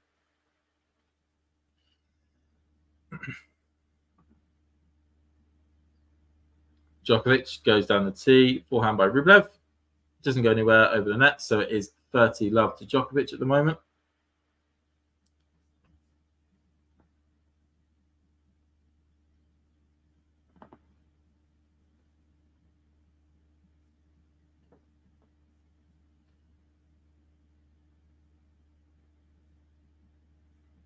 Djokovic goes cross court, forehand by Rublev, forehand by Djokovic, backhand by Rublev, backhand by Djokovic.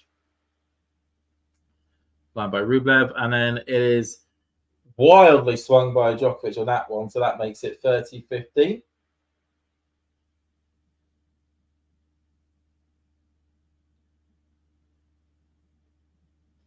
It'll also be good to see what you think, who's going to win this match going forward. I mean, in a normal match, you said that, the one person taking the first set usually would back them to go on and win the match. But, of course, this is against Novak Djokovic, so I probably won't believe that Djokovic will lose until literally the final point of the match. Because that guy can turn around any scoreline he wants. And has done on multiple occasions.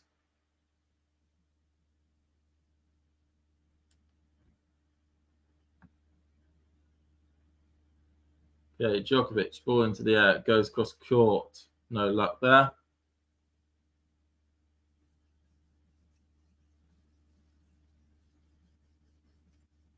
And it is said that Andrey has never...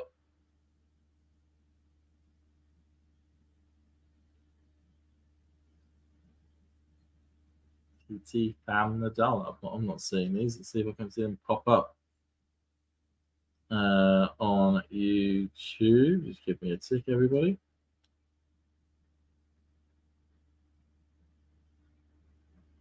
Oh yeah, I'm now seeing these new emojis that have popped up. I'm also seeing my face, which is also a bit disturbing. I'm just having a look at these emojis. I want to see the chat thing. Go in there. Now hide. Close pop. Jane, yet you're here looking in the corner. That's brilliant. But yeah, there are. Yeah, there's a Nadal emoji thing that's popped up. There's a Djokovic one. These are pretty cool. Sorry, I just got caught out on that one. Please don't tell me the score. Oh, thank God, it's back up to 8. And it is now 1 game all, I believe. No, it's Juice. It's Juice. Rublev's brought it back to Juice.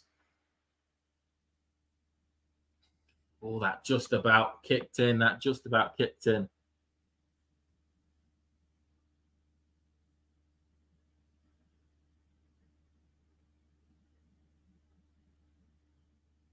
So Novak goes cross court. Forehand by...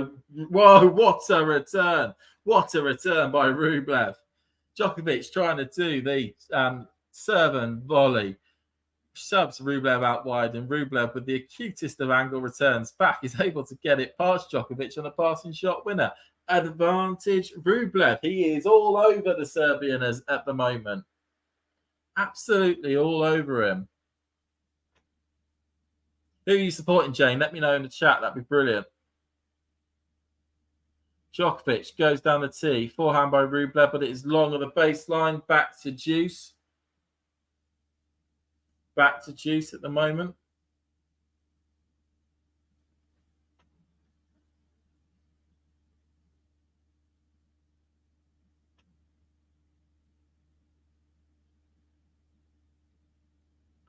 Djokovic ball into the air, goes cross court, and this time gets the ace.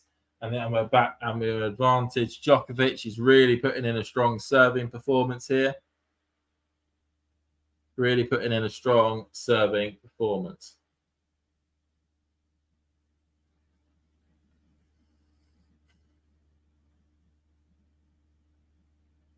Djokovic goes across the court. Forehand attempt there by Rublev, but he's unable to get anything properly onto it. And we are at 1 game all. We're at 1 game all at the moment. As it's all going down there.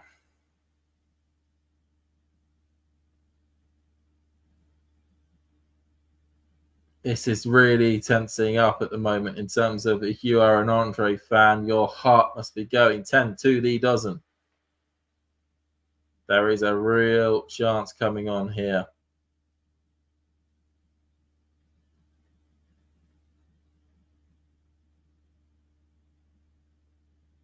Just cheeking up on Draper. It's 3-2 at the moment. It is tense in that final set, in that semi-final. Backhand by Rublev, forehand by Djokovic, backhand by Rublev, backhand by Djokovic, backhand by Rublev, into the net by Djokovic, and it is 15 love to Rublev at the moment. Just saying, Rublev 100% all the way. That's the reason why you're probably so nervous, Jane.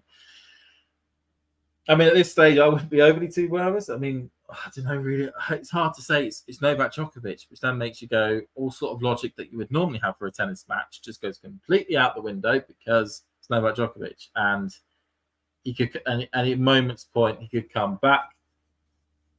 Rublev, though, is just being super duper uber solid on his serve. He's giving the serve no look whatsoever and just saying, right, back to you, back to you, back to you. Oh, shoot. Got a notification about St James's Park and the Newcastle match. I don't want to talk about the Newcastle match. Happy today, as you can see, with the United victory. 1-0 against waiting for them, a team that can't score, but we'll undertake any small victory we can.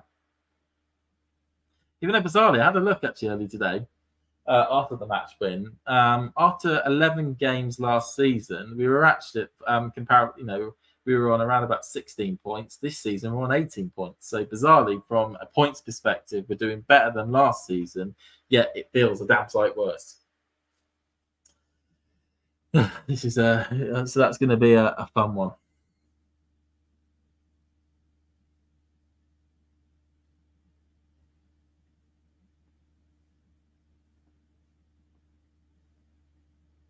This is all kicking in.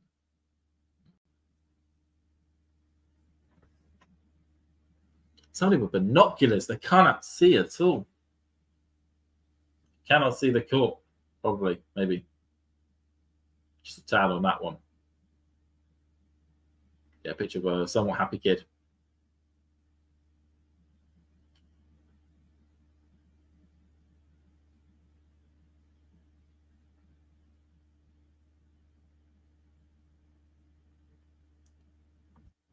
It's got people dotted around the place. People coming in. It is very steep, by the way, from the top of the Aqua Arena right down to the bottom. It is a long walkway, I will tell you that. There's literally one lot of entrances. It's like 2/3 of the way up. And if you're in like the category 1, you have to go right down to the bottom to be able to get to your seat. Category 2, a little bit half of the way up. And then category 3 is more near the top, near the entrance. If you're category 4, you end up having to get some steps up the second tier, which is like at the top, the beginning of the second tier, and then category 5 is right at the top of the stadium. So you have to not only you come in the entrance, you go right up to the top to get to category 5, which is really in the gods or right in the roof in the case of the Alco Arena. Forehand cross court by Rublev, forehand by Djokovic, wide into the tram lines, and that makes it 15-love. 15-love.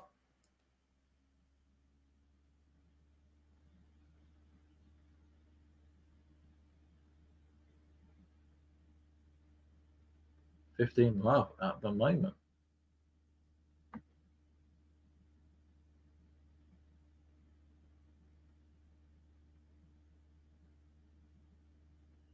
Oh, attempt to go wide, didn't work. Didn't work all too well there. Rublev goes up the line. Backhand to Rublev's feet. Backhand by Djokovic. Backhand by Rublev. Backhand by Djokovic. Backhand by Rublev. Tips the net. Backhand by Djokovic. Backhand by Rublev down the line. Forehand by Djokovic. Backhand by Rublev. Backhand by Djokovic. Rublev nearly caught out there. Djokovic up the line. Forehand by Rublev. Forehand by Djokovic cross court. And he just about gets it in. Good work there for Novak.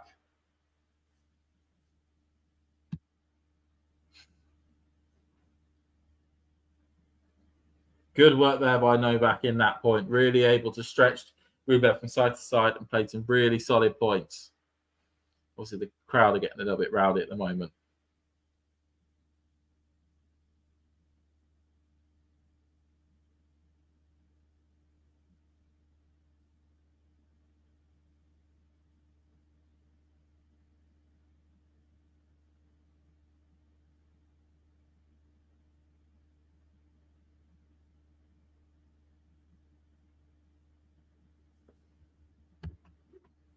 No luck there for Djokovic.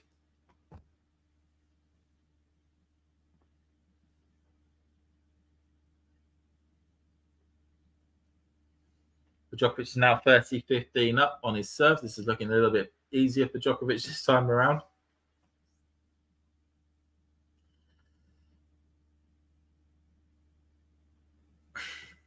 What we're saying in the chat, just let's see anything there. Backhand by Rublev, backhand by Djokovic, backhand by Rublev, forehand by Djokovic cross court, forehand by Rublev into the net, and that is 40-15. 40-15 at the moment. 40-15.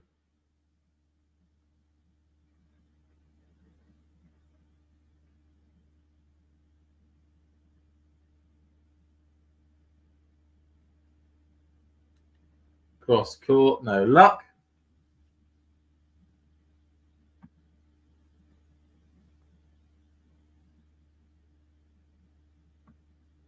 Djokovic goes up the line, backhand by Rublev cross court, forehand by Djokovic, and then a backhand as he comes to the net by Rublev to make it 40-30. 40-30. Not giving up a single point here at the moment.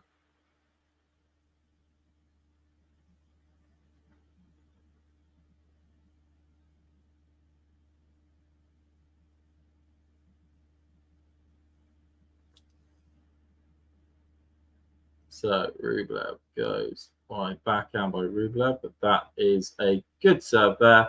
And Djokovic, it is 2 games all. 2 games all. And there's been a bit of a water spillage in the Djokovic area because there's a big pool of water behind him. But he's just gone to get a new racket. Get a new racket, get ready on that one.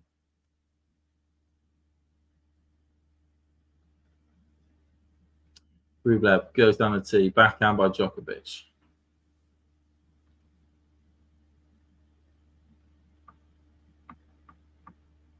Goes down the tee, backhand by Djokovic, backhand by Rublev into the net. So that makes it love 15.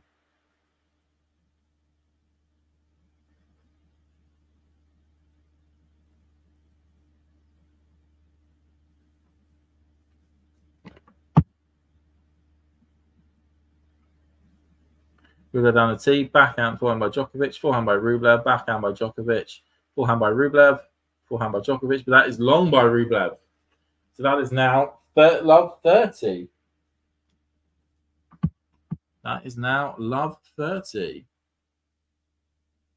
Let's see what the arena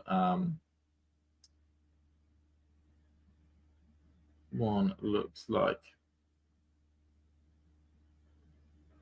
That's not us. That's another watch along.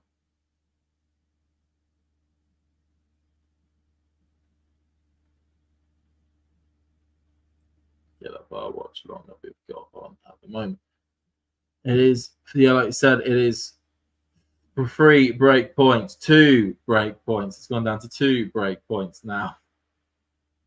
Yeah, they're pretty good looking emojis for that one.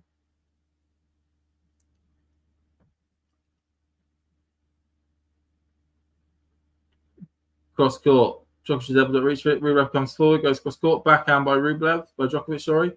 Smashed by Djokovic, by Rublev down onto the ground, and that now means it's now 30-40. So 2 out of the 3 break points have been saved. 2 of the 3 break points have been saved. And unfortunately, Brandon Nakashima is a break up against Jack Draper in that third and final set. 4-3. Don't see, but forehand by Djokovic, forehand by Rublev, forehand by Djokovic, backhand by Rublev. Oh, just the luck on that one. It clips the net, takes all the pace off, and it just drops on Djokovic's side of the net. All 3 break points have been saved by Rublev in this service game. He will be thanking his lucky stars on that. Thanking his lucky stars. But he's now facing a second serve at the moment. Down to backhand by Djokovic, forehand by Rublev cross court. Catches Djokovic completely unawares for the brilliant kick serve on the original service point. And now is advantage Rublev.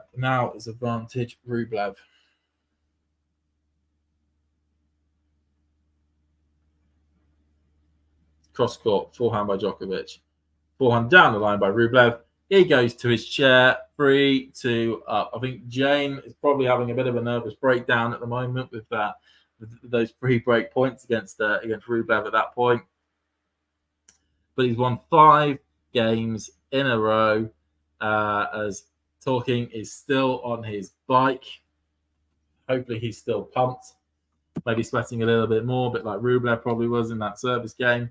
But at the moment, halfway to the second set, as it currently stands.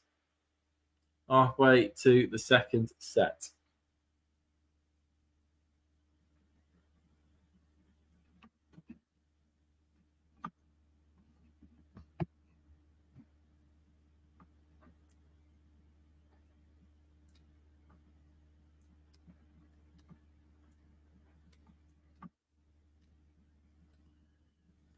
Yeah, being 3-2 up. I'm sure. And it'd be good to know as well, who do you think is going to win out of the battle of the All-Americans? Of course, last year, both these 2 players in Coco Gauff and Jessica Pegula at Fort Worth kind of disappointed, really, or fell apart when it came to playing in front of a home crowd at the WTA finals. But this year, they've really come out good, guns blazing. Who do you think will win out of the battle of the Americans? Who do I think will win? I will go, but given the fact that we've seen a good level from her throughout this tournament, I would say I think it could be Jessica Pegula. I mean, usually, I think Jessica Pegula, just because of the form she's in at the moment in this tournament, she seems to be the one that's coping with the conditions the best out of all the players that are there at the moment. And certainly, I think she could. I think she stands a really good chance of beating Coco at the moment.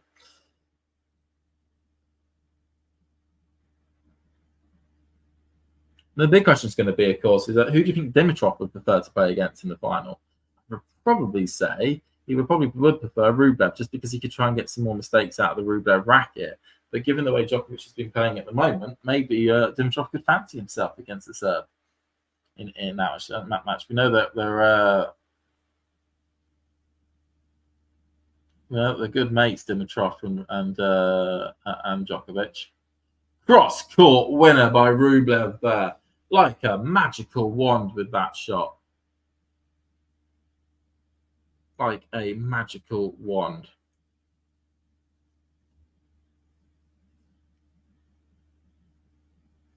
So it is love 15.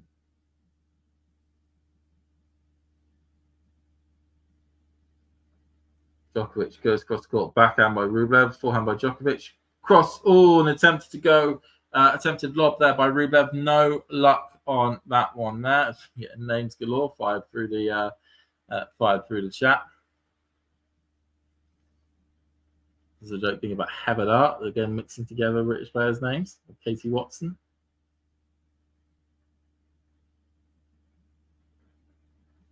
Maybe Sonia Raducanu to then pop up as the next one.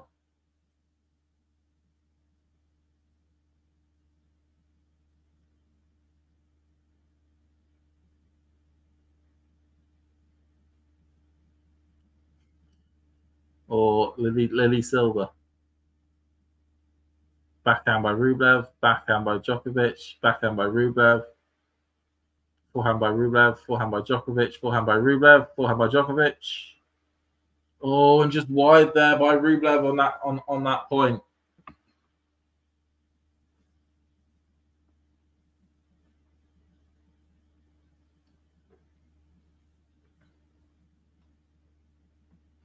Baseline points 144 for Rublev, 24 for Djokovic.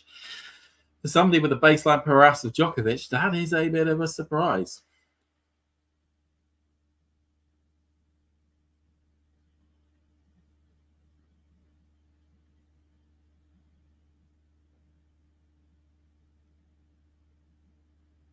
Right. Rublev in position. I think we have a second serve here. Down the tee. Oh, just about gets it back, Rublev. But he's really stretching for it at the moment. Djokovic is on full attack. Up in the air, Djokovic comes forward, smashes it, and a brilliant mid-court forehand there by Djokovic makes it 40-15. Makes it 40-15.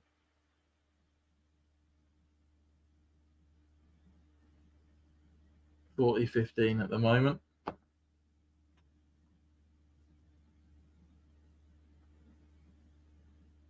think we're going to get to 3 games all at the moment. Oh, fireworks are starting outside my house. That being bang boom.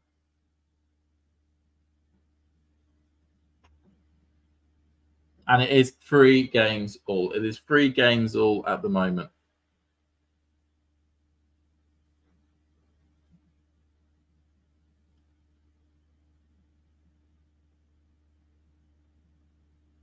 Just showing a clip of Rublev's feet on that one there.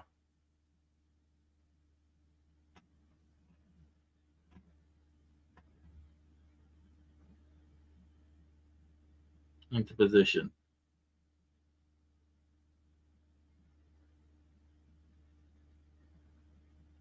Rublev other side, backhand by Djokovic, backhand by Rublev. Backhand, brilliant backhand there by Djokovic to make it 15 love. Make it love 15. Make it love 15. He's doing good. He's doing good.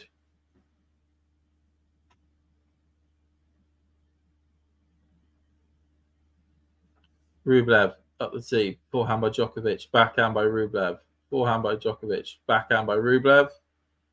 Backhand exchange. Backhand into the net by Djokovic. He was stretched from side to side. 15 all.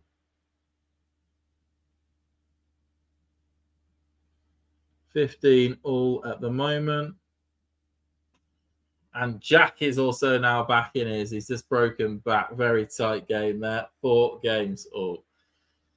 Come on, let's get the like count up. Not only are we seeing a strong performance from Rublev, we're also seeing a brilliant. I've also got a personal one there as well to do with Jack. So that's all good guns there. So 15 all. Rublev doing his best to keep his nose in front. Oh, but a forehand smashed into the net by Rublev on that one there. Makes it 30. Makes it 15-30. Like I said, please do comment how you're feeling about this match. Anything to do with tennis, that would be excellent in the comment section. Rublev tries to go cross court, just wide. Djokovic is stepping up his game in this set.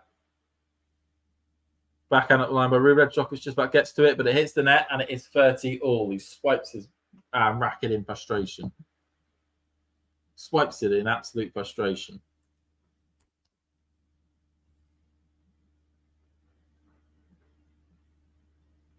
Djokovic into position. Rublev into the air. Goes on the line. Backhand by Djokovic, but it is wide.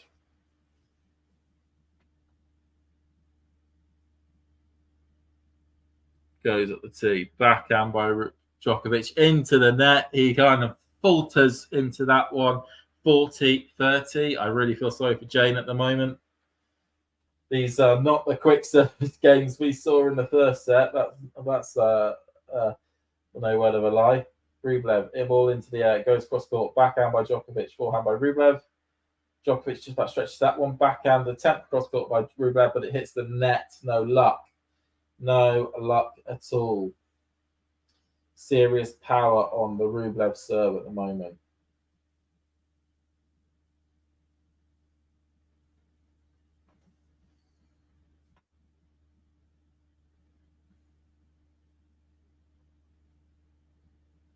Rublev into the air, goes cross court. Forehand by Djokovic. Brilliant forehand by Djokovic. Literally, the return game on that, or the return on that serve was excellent. He was shoved right out wide and literally backhands it into the backhands it to the feet of Rublev. Brilliant. Backhand by Rublev there.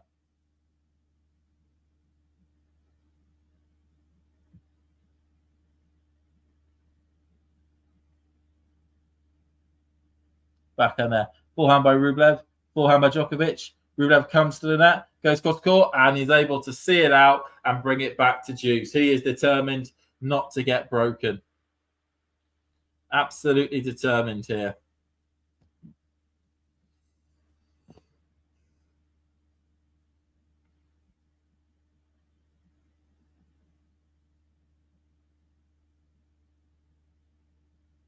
Rublev into the air, goes cross court, hits the net, second serve.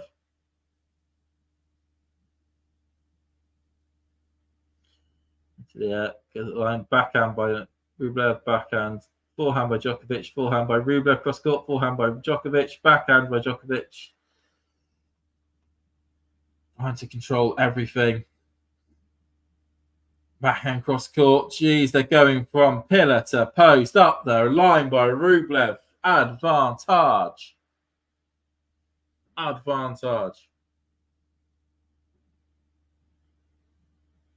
So it's fireworks outside and it's fireworks in Paris.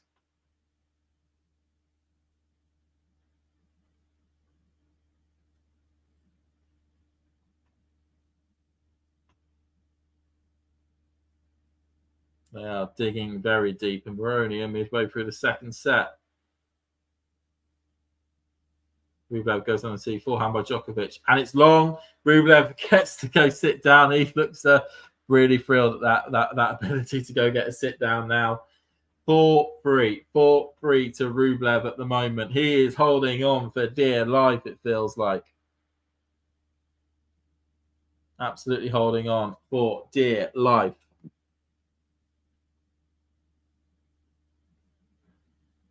Get a shot of a couple of Serbian fans in the crowd. Just all sitting down there. Just all sitting down there. We've got some fans. They're very happy.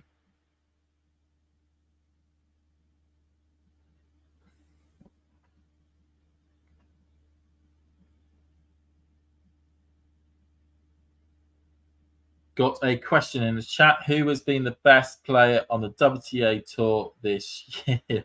That's a very good question. Who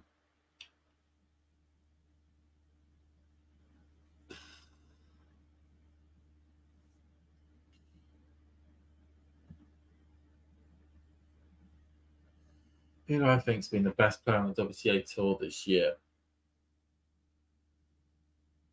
And what about third best year on ATP Tour? What about third best year on the ATP Tour? Medvedev, Sinner, and if Rublev wins this tourney. Okay, so WTA. WTA Tour, you have to include the slams. You've got 4 players that have won all the slams. Iga's won 1 Masters. Sabalenka has won one Masters. Coco's won 1.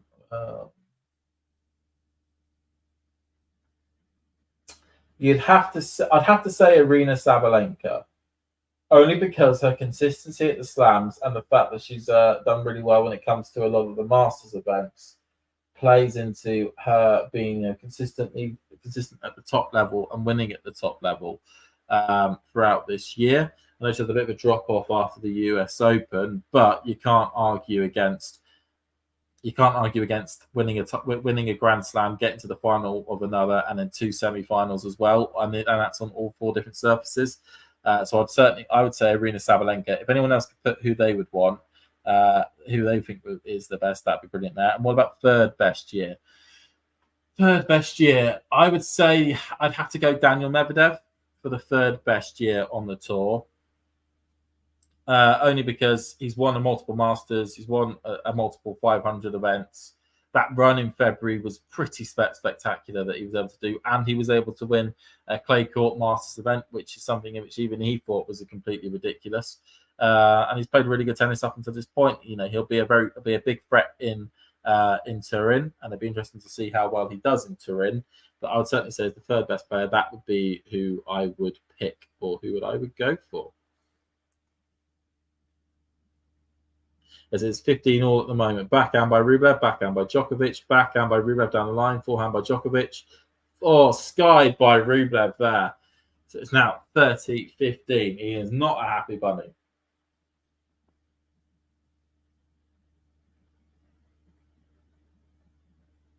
Not a happy bunny at all.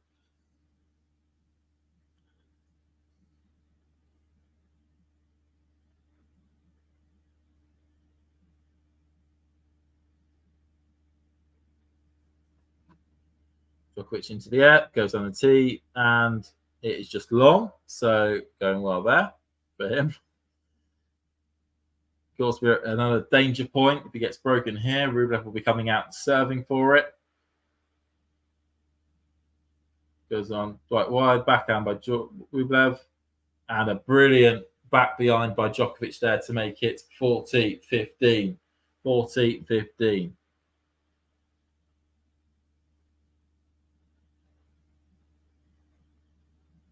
Got to come on, Rublev from Ghost in the chat. I suspect we're going to go to 4-4 all at the moment. Djokovic goes down the tee, backhand by Rublev, and it's wide, and it's 4 all. These service games for Djokovic are certainly going to plan, or it's certainly going incredibly well at the moment in the second set. They're not as let's describe it. They're not as squeaky bum time almost on every single service game for Djokovic as they were in the previous set. That's kind of transferred over to the Rublev service games, where they've not been as uniformed as they used to be. It's a good way of describing it.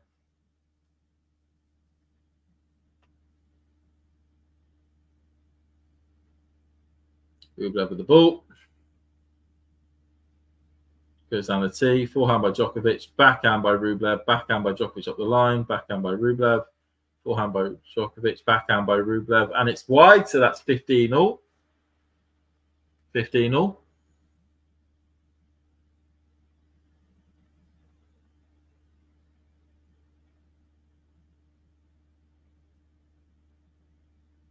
All at the moment.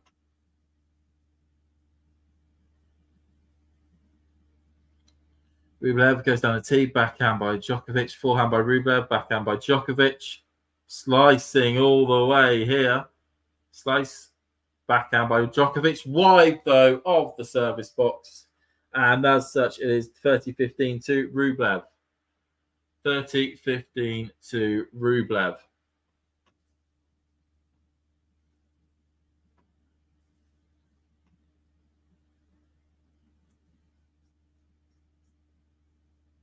Goes cross court, no luck.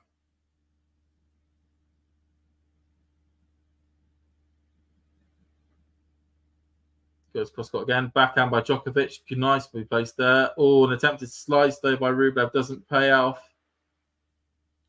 Attempted slice does not work there.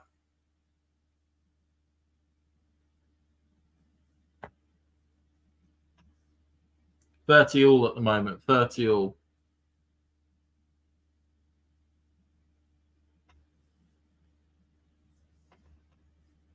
Goes cross court.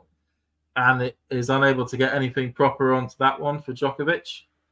So that makes it 40-30 to Rublev. 40-30.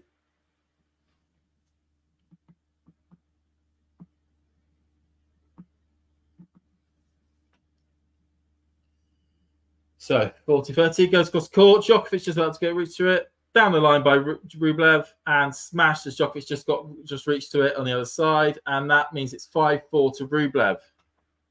5-4 to Rublev. 5-4. Round about this point in the first set that Rublev was able to get the break. Could he try and do that again? Both players being very strong on serve.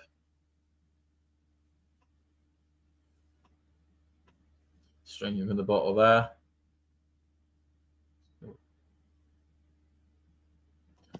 And Jack Draper as well has beaten Brandon Nakashima 7-5 in the third. Very tight match there. Jack gets somewhat a bit of revenge from the ATP Next Gen Finals match in Milan that took place this time last year against him, and he lost in the semi-finals to Brandon, and they'll be happy with that victory. Jack moves on to the final tomorrow there, where he'll play either David Goffin or an Estonian named Mark Jalala, who I think did really well at a tournament in Stockholm at the beginning of the week as well. But I know that's very niche stuff, but that is brilliant to see anyway. Especially as Jack is going to be in main draw Sofia next week. So we're getting a good amount of matches in before that one. You know, the last week of tournaments, of course, taking place next week. Last week of tournaments. Right, so Novak into serving position. He is now serving to stay in this tournament. Just to add the dramatic tenseness to the situation. Cross court, back forehand by Rublev, forehand by both players. Backhand by Rublev. Drop shot by Djokovic, which goes into the middle of the tram line. And it is love 15. Love 15.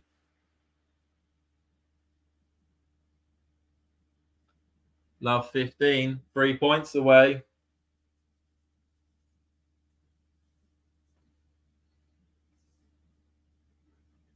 Just getting a list of his backhand unforced errors there. Djokovic goes down the tee. Forehand by Rublev. Backhand by Djokovic. Forehand by Rublev cross court. Backhand by Djokovic. Forehand by Rublev. Oh, he just tries to add too much of an angle onto that one and it doesn't go over the net. 15 all.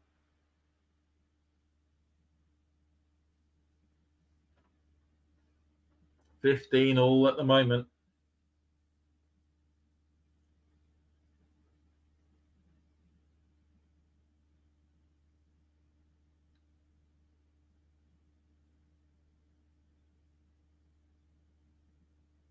Djokovic into position. Goes cross court. Just wide. Second serve.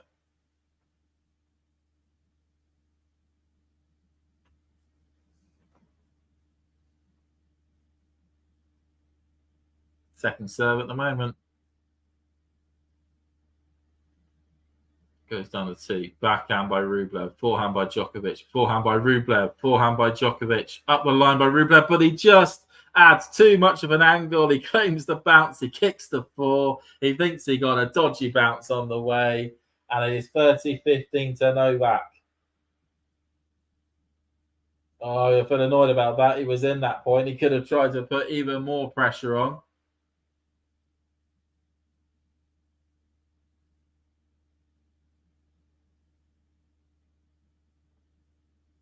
Absolutely rocking along here.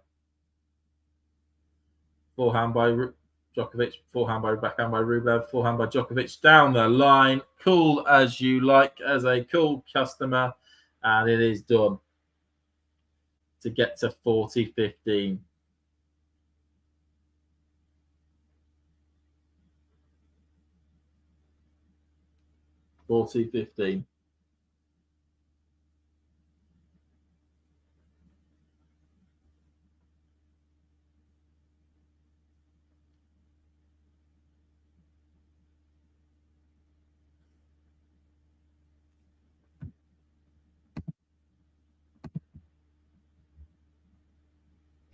Thanks for tuning into this watch along. While there's a break in play, here's a reminder to hit the like button, subscribe and click that notification bell. Your support helps to keep the channel going. While we're here, you can now become a member to enjoy perks including badges for the live chat, but also bonus material such as interviews with top players from both ATP and WTA tours. The membership link is pinned in the live chat. You can also follow us on Twitter, Facebook and Instagram. So whether it be serves or volleys, forehands or backhands, serve bots or drop shots, we've got you covered. Whether that be via our website, talking-tennis.com, where you can read features and interviews from our top writers. Or if you prefer us in audio form, you can subscribe to our podcast on Apple, Amazon or Spotify or wherever you get your podcasts from. Remember, we offer you wall-to-wall coverage via our regular watch-alongs, magazine shows such as Nick's WTA Weekly or Damien and Mario's ATP version. Plus, we deliver top content from people on the ground, actually at the tournaments, so you get even nearer to the action. So, what are you waiting for? Hit that subscribe button so you don't miss out on all things tennis. Just a quick break there. We are all into it being 15 all at the moment.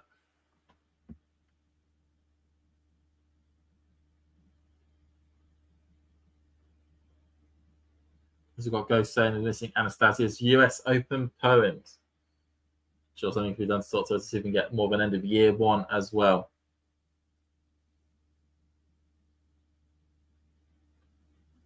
Just making sure everything is okay there.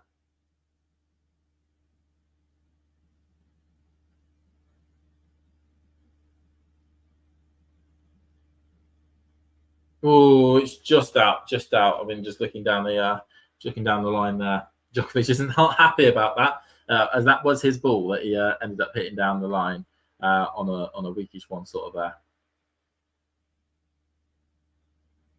It's just an argument taking place at the moment between the Djokovic and the umpire. Clearly, Djokovic has something he wants to get off his chest. He's determined to do so as well. Ghost just saying, if this goes to the tiebreaker, I see Nole winning in 3. Unfortunately, you don't think Rublev could win a tiebreaker? Certainly, as you said there, I think if this, the effects of last night could probably have an effect on Rublev. I think he'd also have an effect on Djokovic. He went fairly deep, and his match was quite long. But Rublev is 30 love up at the moment. Although he's got facing Djokovic now, having have a second serve to look at the moment. Backhand by Djokovic, backhand by Rublev, backhand by Djokovic, forehand by Rublev cross court, forehand by Djokovic, forehand by Rublev at the line, backhand by Djokovic, backhand by Rublev, backhand by Djokovic. Good drop shot and unable to get there. Unable to get there was Rublev. So it is 30-15. It is 30-15.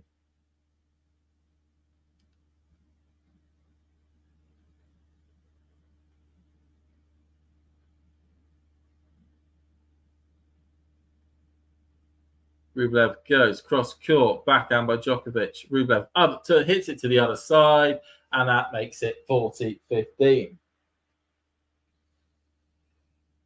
I think there's a pattern. Nole has another gear. I do think Djokovic does have another gear. At the moment, Rublev's doing all he can to try and find that one service game where Djokovic's level drops. He would probably hope it's going to come up next as Rublev goes at the line, forehand by Djokovic. God, I mean, the one thing I don't understand with a lot of players is their decision making against Djokovic. It's as though they're trying to like outthink the outthinker, you know, bluff, the bluff, and just ends up hitting him straight at him. Rune did it so often with smashes. It's like, just hit it the other way. I mean, you always need to apply Occam's razor, I feel, to this situation, which is the simplest solutions are quite often the best. If you want to win the point, hit it away from your opponent. That generally does work the majority of the time. They seem to think that Nole is going to play some sort of like 5D chess with them, which means that they hit it away from Nole. He's going to find some way of getting to it and create such a difficult ball that I'm not going to be able to win the point, or be some sort of weird winner. So I'm going to try and outthink him and hit straight to him. No, just hit it away from Djokovic. You got to smash at the net, because 99 times out of 100, that's going to go get put away for an easy point.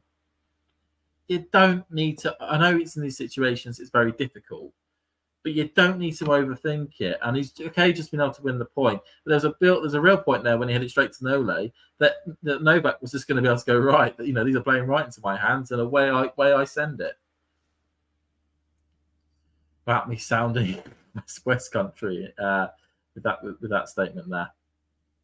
Hopefully you understand. We've got Ghost saying Djokovic has 10 aces and 10 unforced errors. It's a wash. He's not playing poorly. When Novak Djokovic is not playing poorly, the other guy is losing.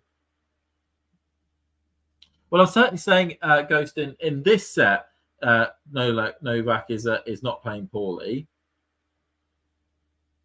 But very much when it comes to the first set, there were points where the unforced error count was spiraling effectively at one point.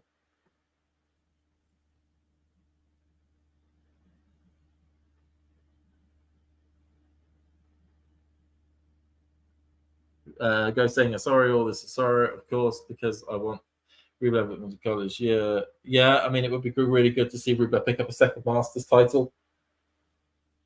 You know, it's you know, the prestigious events to pick up Masters events. Doesn't matter when in the season they take place, you really do want to be picking up Masters titles. Because usually, or the vast majority of the, you know, everybody that in the field that you'd expect to see at a Grand Slam shows up to a Masters event. They're worth a ton of points, and they're very prestigious, especially in a lot of areas that is the biggest tournament in that country. Okay, Djokovic though is 15 love up. He does though hit a serve long, so it is a second serve. 6-5 at the moment, by the way, to Rublev. So in this exact same position in the first set, Rublev was able to break Djokovic and take the first set. He'd be hoping to do the same again, and it is now 15-all as Djokovic hits the net. Goes saying, yeah, James, I think it's all an act. Djokovic fatigue, veins collapse, then he miraculously comes back over and over and over again. Exactly, Goes. You cannot believe anything you see with Novak. He is, you know, you think he's injured, you think he's collapsed over, and it's exact opposite. We get a photo of some the match between Bayern and Borussia Dortmund. Damien's nemesis in Poland. Yep, that's Damien's nemesis in Poland. Who's just showing you a picture there. As Novak is 30-15 up.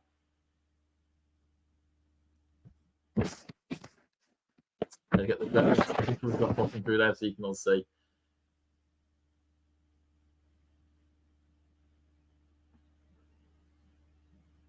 Rublev into serving position. Djokovic into the air, goes for score, backhand by Rublev into the net, and it is 40-15.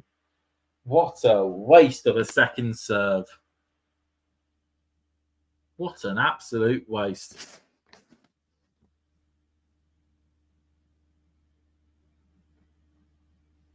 think we're going to get to...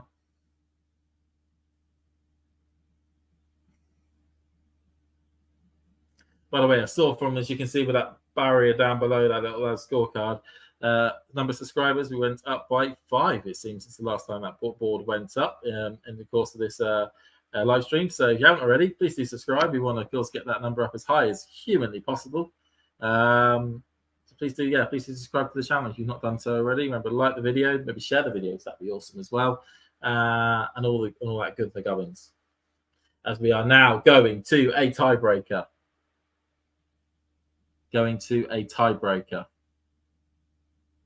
6-6 in the second. Djokovic wins this. We're going to a third. Rublev wins this. He's booking his date. He's booking a date in Paris booking a date tomorrow with Grigor Dimitrov. And Rublev smashes down the first serve. So it is 1-love. Djokovic just checking his shoes. Now holding up my screen just to have it a little bit closer so I can make sure I can see. Fireworks are going off like crazy outside my house at the moment. Come on, Andrey, in the chat. He's going to need all of it he can get. Djokovic into the air, goes down the tee. Rublev just about gets to it, but it doesn't go over the net, and it is 1-1.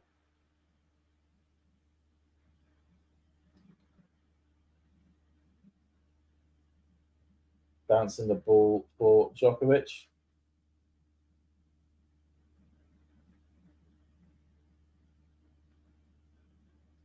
Goes down out wide. Rublev just about gets to it, but he doesn't get over the net. 2, 3 very good serves there by both players. Djokovic is just stretching out his body. Ghost just saying to Rublev and Nole have only played one tiebreaker in the 5 previous matches. Nole won 7-4 Belgrade 2022 outdoor clay. That is correct. Rublev goes cross court.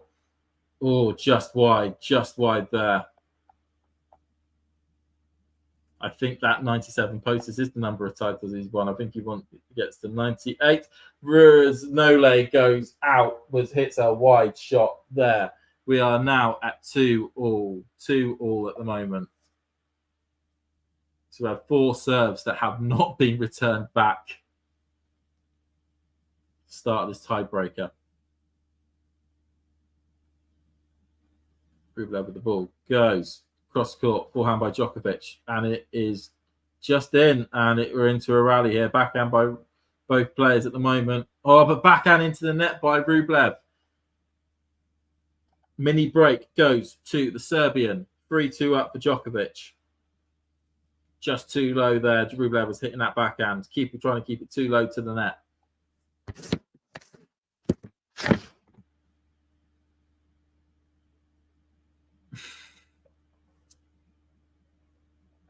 Djokovic looking to get to the chair. A mini breakup. Rublev's going to have to do something to get on the end of this ball here. Goes cross court. Backhand by Rublev. Really good backhand there. Djokovic is doing all he can defensively. Forehand by Rublev. Forehand by Djokovic. Forehand by Rublev. Forehand by Djokovic. Forehand by Rublev. Forehand by Djokovic. Up the line. Backhand by Rublev. Cross court. Oh, Rublev not coming forward when he should. Forehand by Rublev. Backhand by Djokovic. As a dink as well by Rublev, and it's long of the baseline. There was a point in that rally that Rublev should have come forward, and he didn't. He hesitated. He stayed back. And Djokovic, the defender that he is, was able to hold on there. 4-2 to Novak.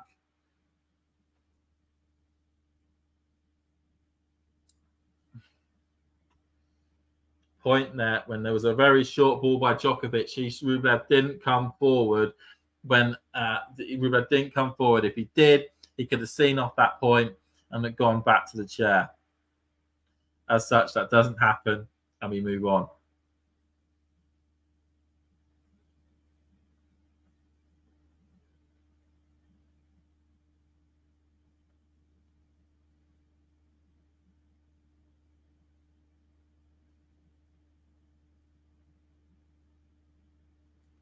Got some ers and whatnot. We've got 4-2. Right, so they've just had their bit of water. Djokovic into his groove.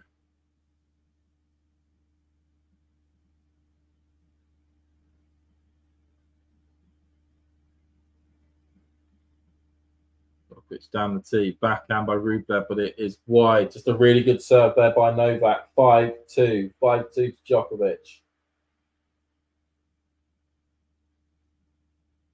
That previous point, correct, talking tennis. I don't know how Rublev didn't win that point. In these big situations, you need to play your biggest points. Rublev now needs to hold on to these 2 service points if he wants any chance in this set as we hit the 2-hour mark. Goes out wide. Brilliant ace there by Rublev. One of the 2 points won. We're at 5-3. Don't look despondent yet, Andrey. You're still only 1 mini break behind. You hold here and you win the first point with Djokovic's serve. You're 5-5.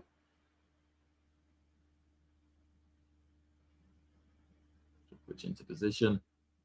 Rublev up into the air. Goes cross court. Forehand by Djokovic. And he hits it past Rublev with ease. Rublev caught completely unawares with that one there. 6-3 to Novak. I think now this set is run, as we can see Jamie Delgado sat in the background there. Just doing a bit of a scouting report on both the players. Probably asking for both players to really make sure this match goes on for as long as humanly possible.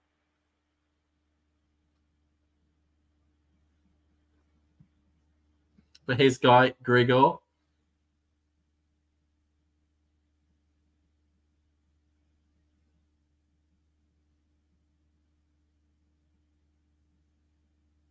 Djokovic into the air, goes cross court and takes the second set.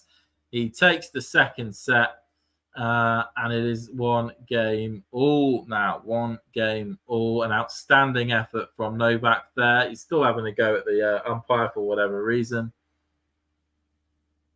Let's go saying, I hate tennis. I mean, I love tennis, but I also hate it, as you know what I mean. I know exactly what you mean, Ghost. If you really support someone and you really felt as though the finish line was near, and he gets stripped away by arguably the greatest player of all time when it comes to Novak Djokovic. We will, though, as Djokovic is going off for a quick break himself to probably change his kit and go to the loo, we will go for a quick break ourselves, and we'll see you all in a bit.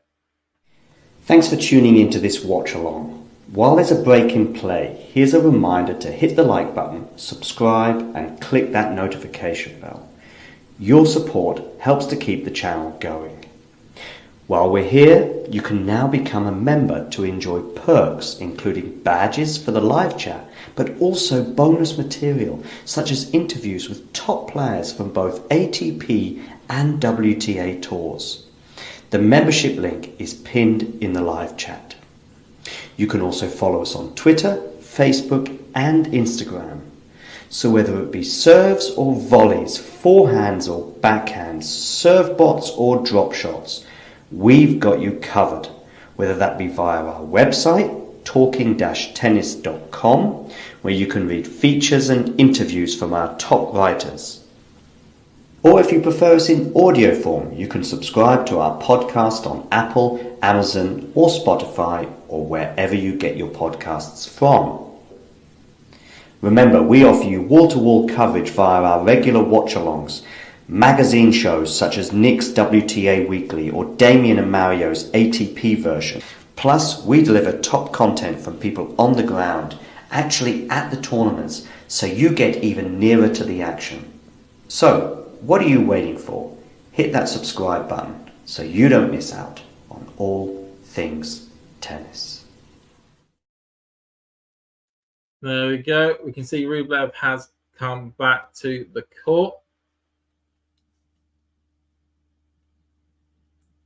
Rublev has been able to come back to the court to see one of the tournament referee just having a chat. Something doesn't seem to be going entirely to plan. See if we can listen in and see what's being said.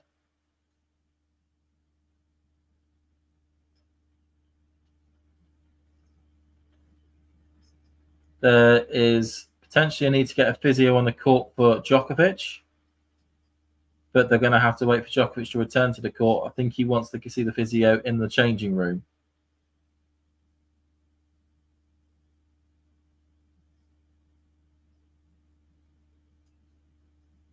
Yeah, I think we're probably going to have a timeout. I think they want Djokovic to come back to the court first of all. The physio's on the court. And they're saying it possibly is for the back as well.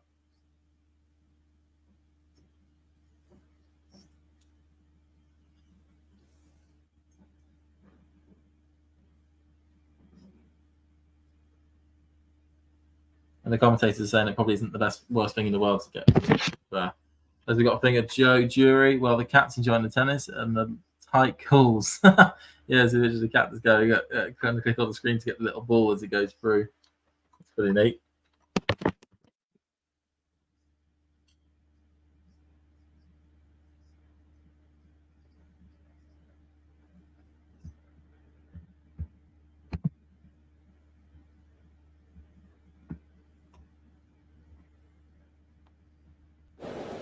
Ready. Play.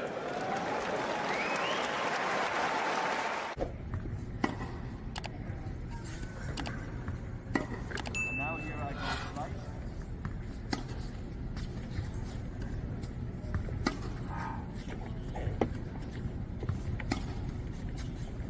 This is normal flat. You see sometimes you don't actually, sometimes you don't. And now here I go slice.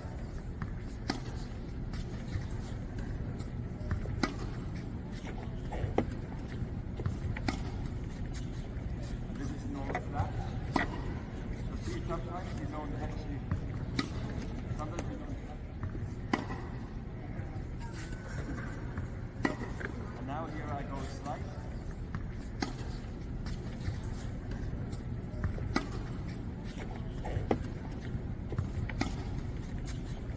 This is normal flat. You see sometimes you don't actually, sometimes you don't.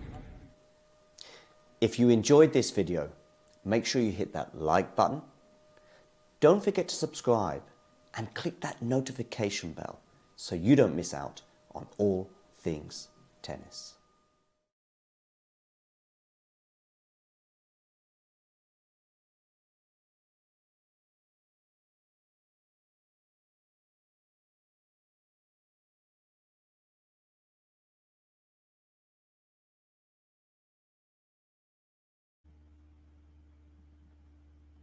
It's good to see Ghost just saying that we think that you want Djokovic to retire now in the locker room. Make it easier for Novak. We'll have to see what's going to happen here. But by the sounds of it, from what I can hear from the commentators, or at least the people that are getting fed the information, Novak is going to be coming back out onto the court for the initial assessment and the treatment. Rublev at the moment is just stood at the back of the board, looking a bit bored. Obviously, he's going to talk to his coach for a bit whilst we have this extended break in play. I really wonder what is happening. Well, from the high of winning the second set, sorry.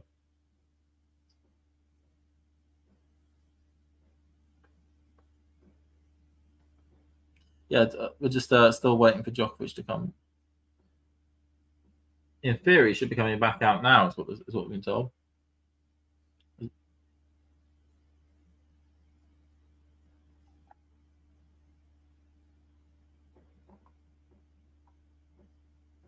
And the umpire is clearly telling Novak that he needs to come back.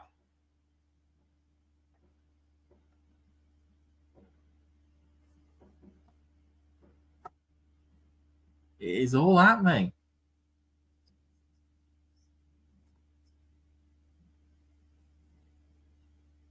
They're saying it's past the time he should have come to return.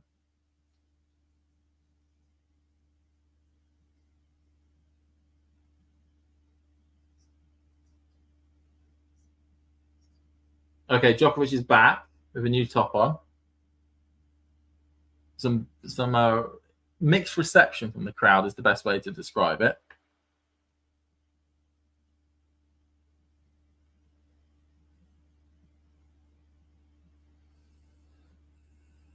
So we don't see Andrey also hitting these knees and all that. I think we don't really want to see that. Yeah, the physio is now going to be having a look at Novak Djokovic.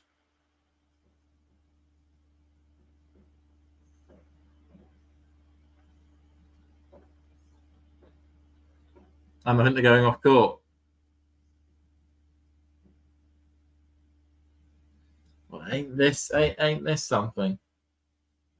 I know the tournament referee saying I think he has to get looked at here, and he can't get looked at off court.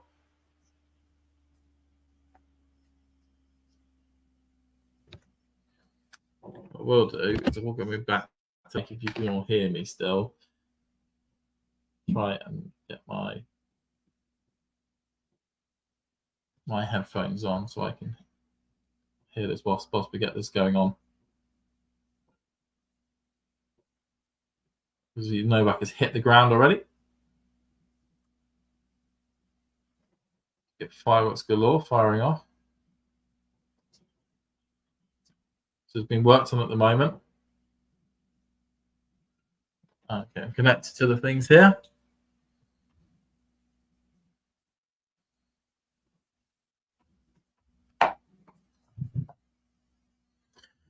So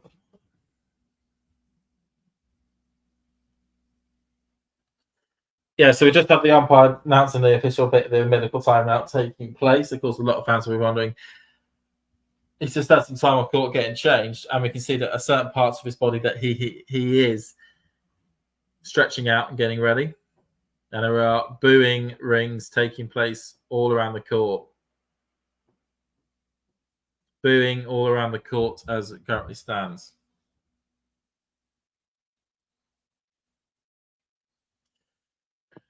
Now, I'm not a physio. I have no idea what stretches they're trying to do, but at the moment, they're sort of taking his right leg and stretching it out at the moment.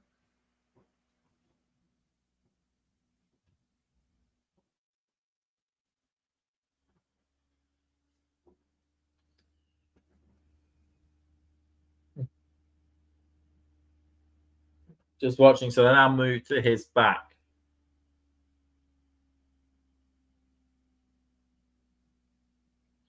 Just putting some cream on his back as well. Don't know what they're trying to rub in there.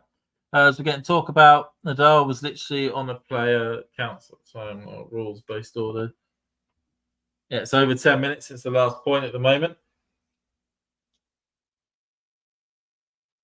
We await to find out what's going to happen here.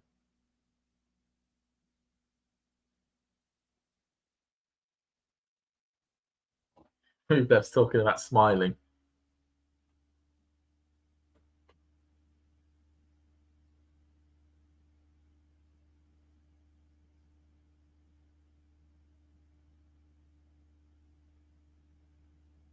Can't be in December yet. Yeah, it's taken a while there.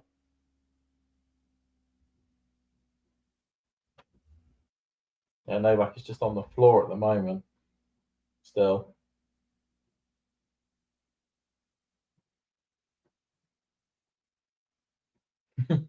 We're on the race for Turin 2024.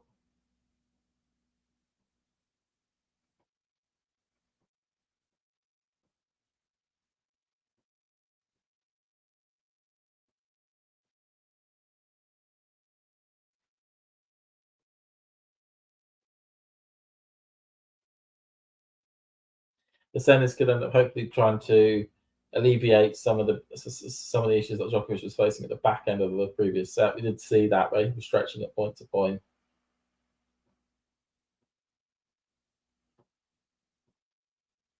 Okay, he's up. I think we're about to get some play.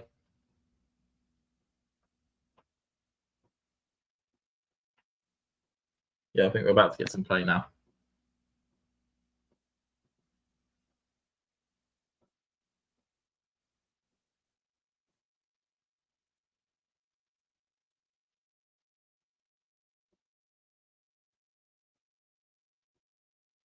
So it says time since last point, as we're about to play now, has been 12 minutes and 30 seconds.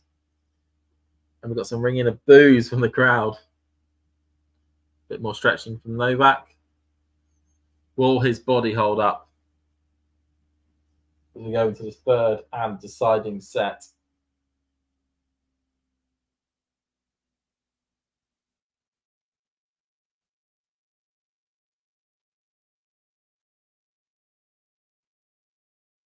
Okay, Novak into the air.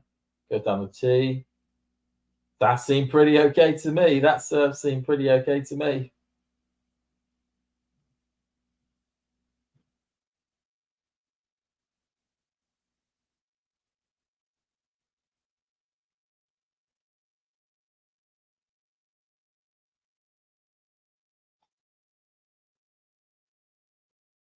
Goes down wide, backhand by Rublev, forehand by Djokovic, backhand by Rublev, forehand by Rublev, Djokovic, backhand, forehand by Rublev, backhand by Djokovic, forehand by Rublev, and Djokovic has stopped the play and is challenging the Rublev return onto his baseline.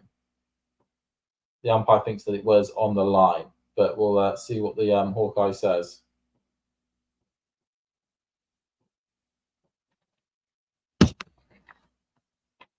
But it was wide. It was wide. So it's Bertie Love.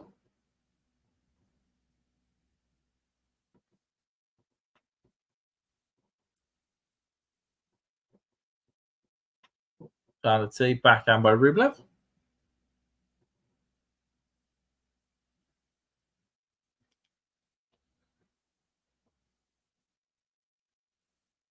So Djokovic into the air, goes cross court, back forehand by Rublev.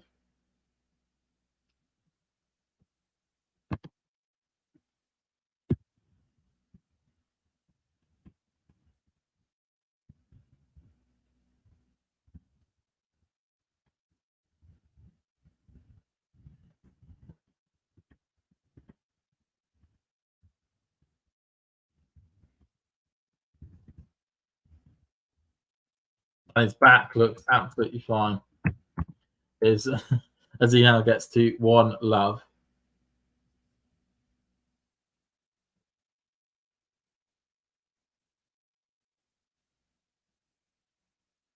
And then he's now asking for one of his bottles to be filled with a special magic substance. But no, I mean, it'd be good to know what you feel. I mean, I'm guessing a lot of you have already said in the chat that you feel as though this match will then go Djokovic's way just because of him being able to take the second set. I would say at the moment that Djokovic is the favourite going into this set. It'd be interesting to see now how Rublev serves in his first service game in this deciding set.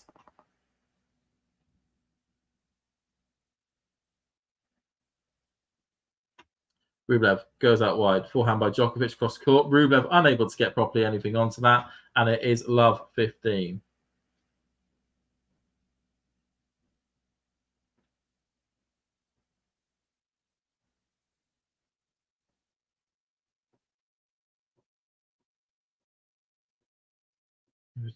Rublev goes cross court, catches Djokovic out, 15 all.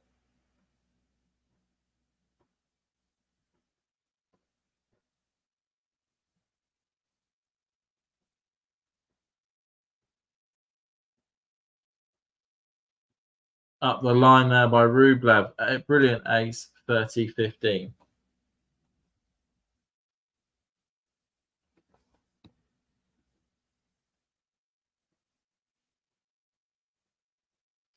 Cross court was wide though there by Rublev, so that is a second serve.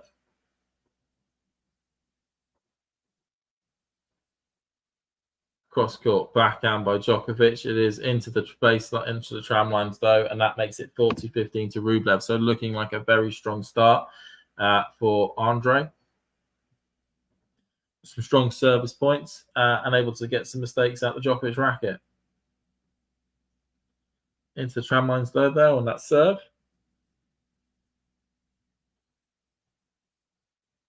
Into the air. Goes at the line. Backhand by Djokovic, and it is perfectly placed, so that makes it 40-30. 40-30. Really good return there by Djokovic. Really forcing Rublev to stretch to try and get anything on that third ball. Rublev tries to go cross court, hits the net, second serve.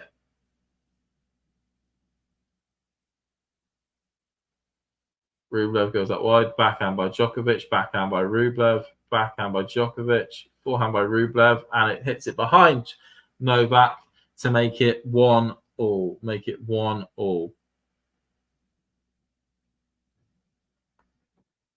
1-all at the moment.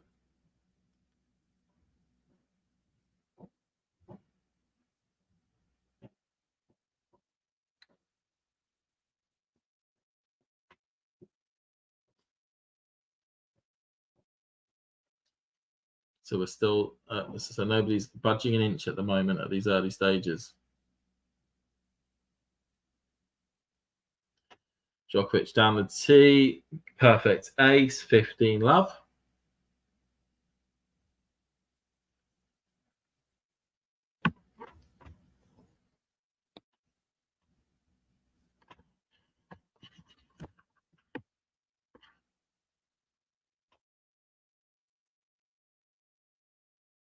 Goes out wide. That is slightly wide, so that is a second serve.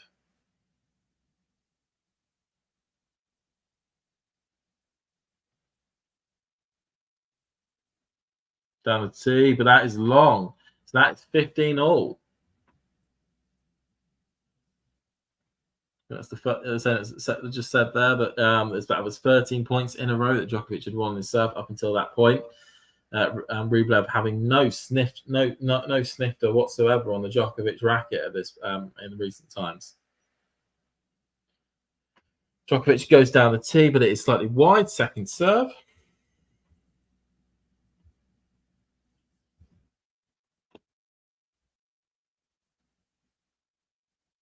Djokovic goes out wide. Forehand by Rublev. Backhand by Djokovic. Backhand by Rublev. Backhand, forehand by Djokovic. Forehand by Rublev. Backhand by Djokovic.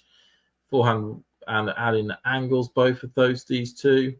Oh, but that is wide by Rublev, and that makes it 15-30.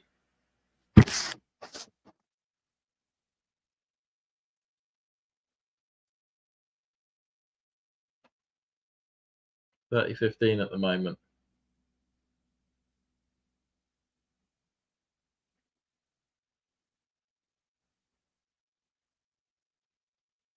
They do need to make sure. I think Rublev needs to push Djokovic further around the court as Djokovic just hits a perfect ace to make it 15-30. Rublev is not looking like a happy bunny at the back of the court. He seems like a very frustrated man. It is true. He's not making Djokovic move around the court enough, especially on the Djokovic serve when he gets those chances in those rallies. And a brilliant unreturnable there by Djokovic makes it 2-1. So we seem to be continuing over from the back end of the second set into the third with quite a brilliant bit of play by Novak on his serve. He's been really solid. His first serves have been dangerous, either been on returns or aces. And then when going into those rallies, he's kind of been helped by the fact that Rublev keeps putting it back to him. But Novak is one of the best conductors there is on the tour, and he's showing that with his play at the moment. He really is showing that with his play at the moment.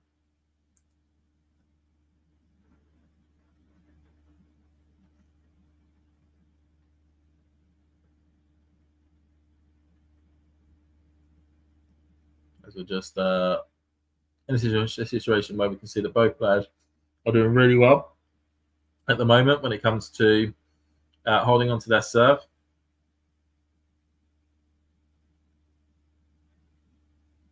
This is all going along here.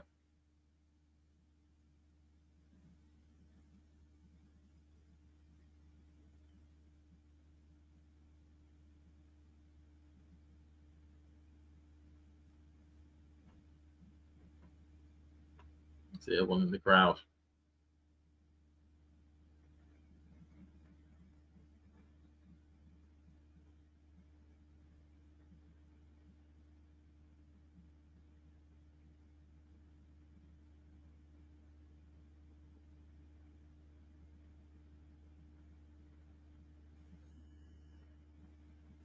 Ghost saying Djokovic timer between second and third sets 13 minutes 10. No code violation. There were a legalized toilet break and a trip to the physio in between that. Up the line by Djokovic, backhand by Rublev, forehand by Djokovic, backhand by Rublev, forehand by Djokovic, forehand by Rublev, forehand by Djokovic up the line, backhand by Rublev, but it doesn't go over, and that is a love 15 to Novak. You just feel as though, is there any belief left in Rublev at the moment? Has he got something in the tank to live with Djokovic again for another set like he did in the second? Or is just the constant pressure that Novak's placing onto him going to tell? That serve there was an attempt to go out wide by Rublev. It hits the net. Trying to go out wide. Forehand by Novak out wide. Just about back by Rublev. Cross court again by Djokovic. Backhand by Rublev. Hits just wide. Rublev, though, is challenging this. If he doesn't win this, he'll be love 30 down and in a bit of bother. Bit of hot bother at the moment. It just looks like the pincer grip of Novak is making its way around Rublev's game at the moment.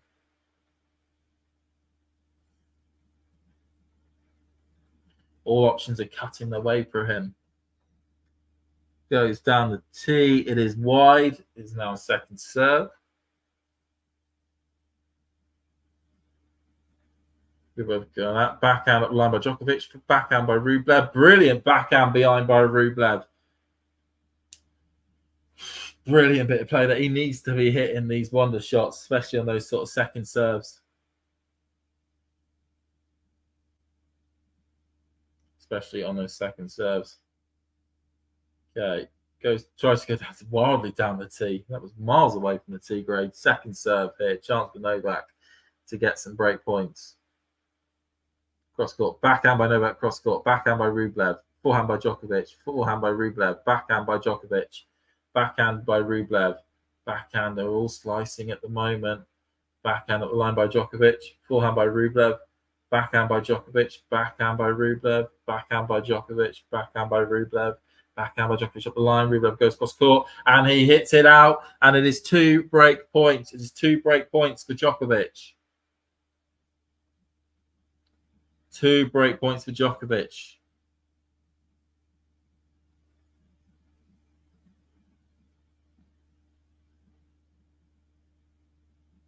Ghost really isn't happy about how long it took between set 2 and set 3. I get your feeling, Ghost. I do get your feeling. Rublev though here goes cross court. It is wide. Second serve. We're in real danger territory here. If you're a Nole fan, well, no, you're not a Nole fan. If you're a Rublev fan, forehand there by Rublev, backhand by Djokovic, backhand by Rublev down the line, forehand by Djokovic. Rublev comes to the net, backhand cross court. Oh, an attempt to go cross court by Djokovic, and he doesn't get it over the net. First of the 2 break points have been saved just by Rublev there.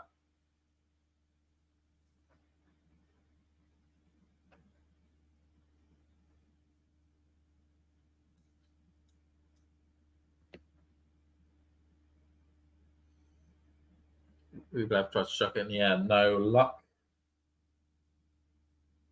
Rublev goes cross court. Forehand by Djokovic into the net. So Rublev saves 2 break points. He is hanging on in there. Hanging on in there. Oh, God. This is tense galore. Rublev goes down the line, backhand by Djokovic, and it's long and it's long, so that is advantage Rublev.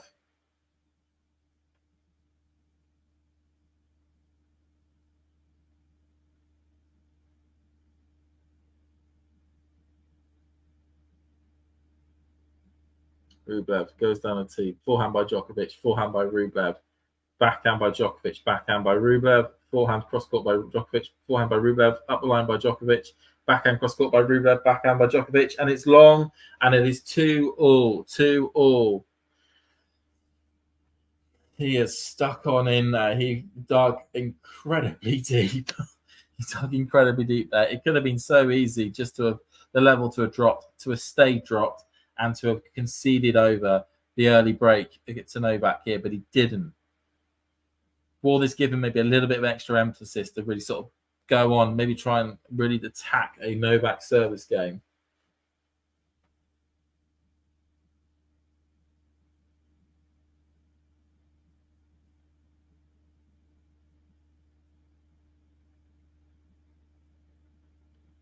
Novak goes just about wide, hits the net, second serve.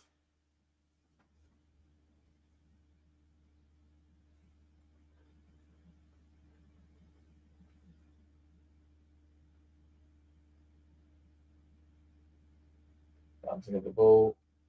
Goes out wide, forehand by Rublev, and it's wide, so that's 15 love. The wild one there by Rublev, an attempted forehand winner of the Djokovic serve.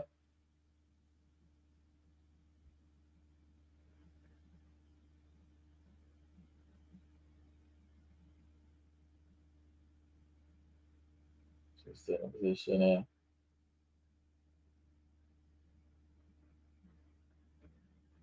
Djokovic ball in the air, goes cross court, backhand by Rublev, backhand by Djokovic. Attempt to go up the line, no luck. 15 all, 15 all.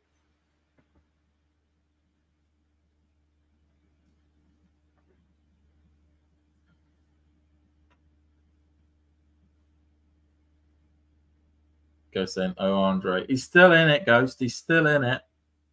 We're on serve in the third. Cross court, forehand by Rublev. Forehand by Djokovic, backhand by Rublev. Djokovic goes out wide, perfectly placed on the line by Djokovic there, 30-15.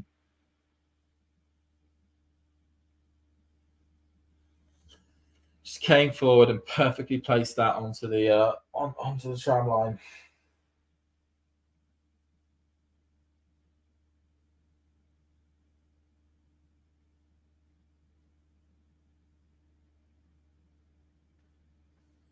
Tries to go up the line there from Novak. No luck. Second serve.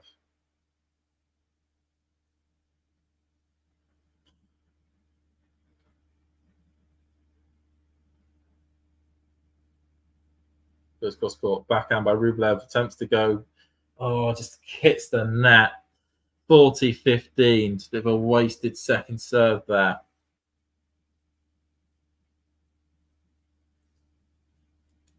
$40-15 at the moment.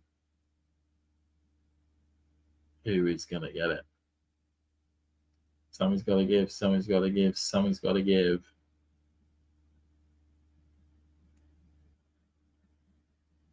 Djokovic tries to go down the line. No luck. Hits the net. We're over 2.5 hours into this match. We're only sort of a third of the way through the third set. These players are going to feel it tomorrow. Grigor is going to be very happy about this as Djokovic goes and is able to hold. Is able to go and hold.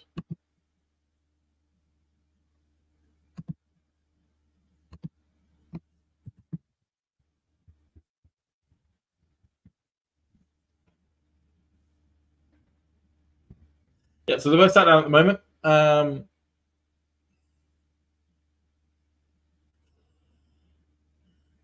At this stage, I think we still certainly would say Djokovic would be the favourite. Rublev is holding on, though. He's doing his best to hold on.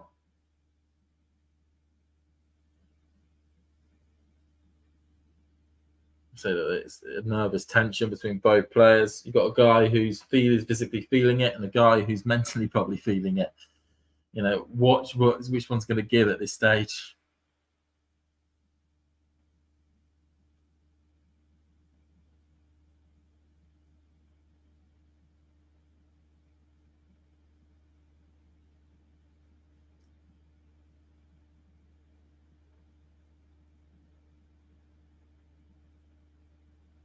Hey, John. I can't hear you. Can you hear me now? I can hear you now, yeah.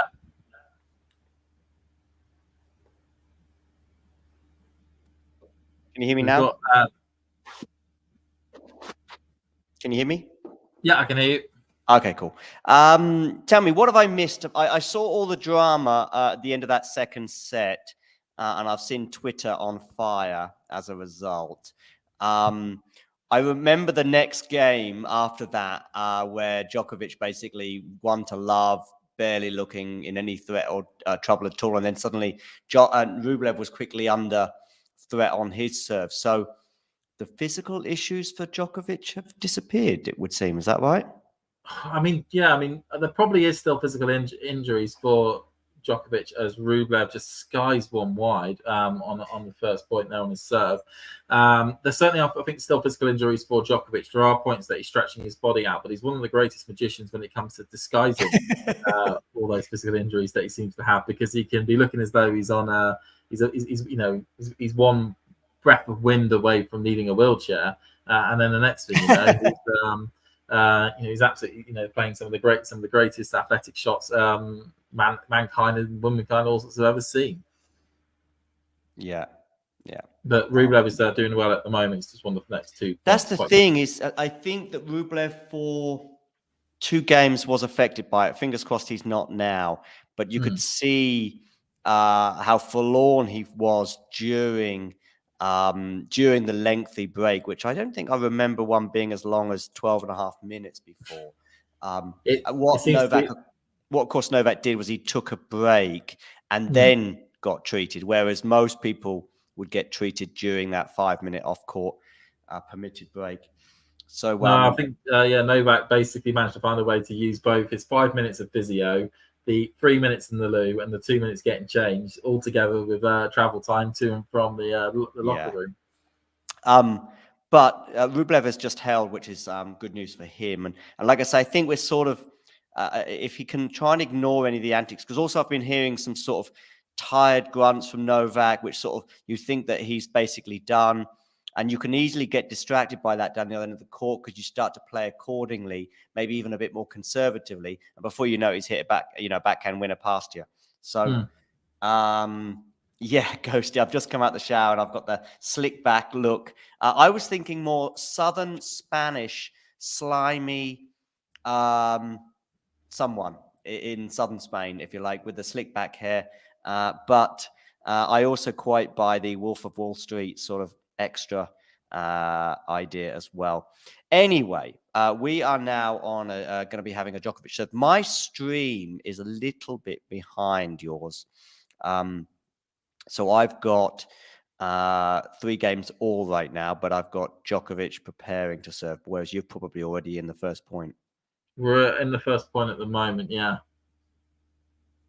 Do you want to pause? If I pause it just to take? Yeah, if you pause it by 30 seconds, and I'll put up a different scoreboard as well.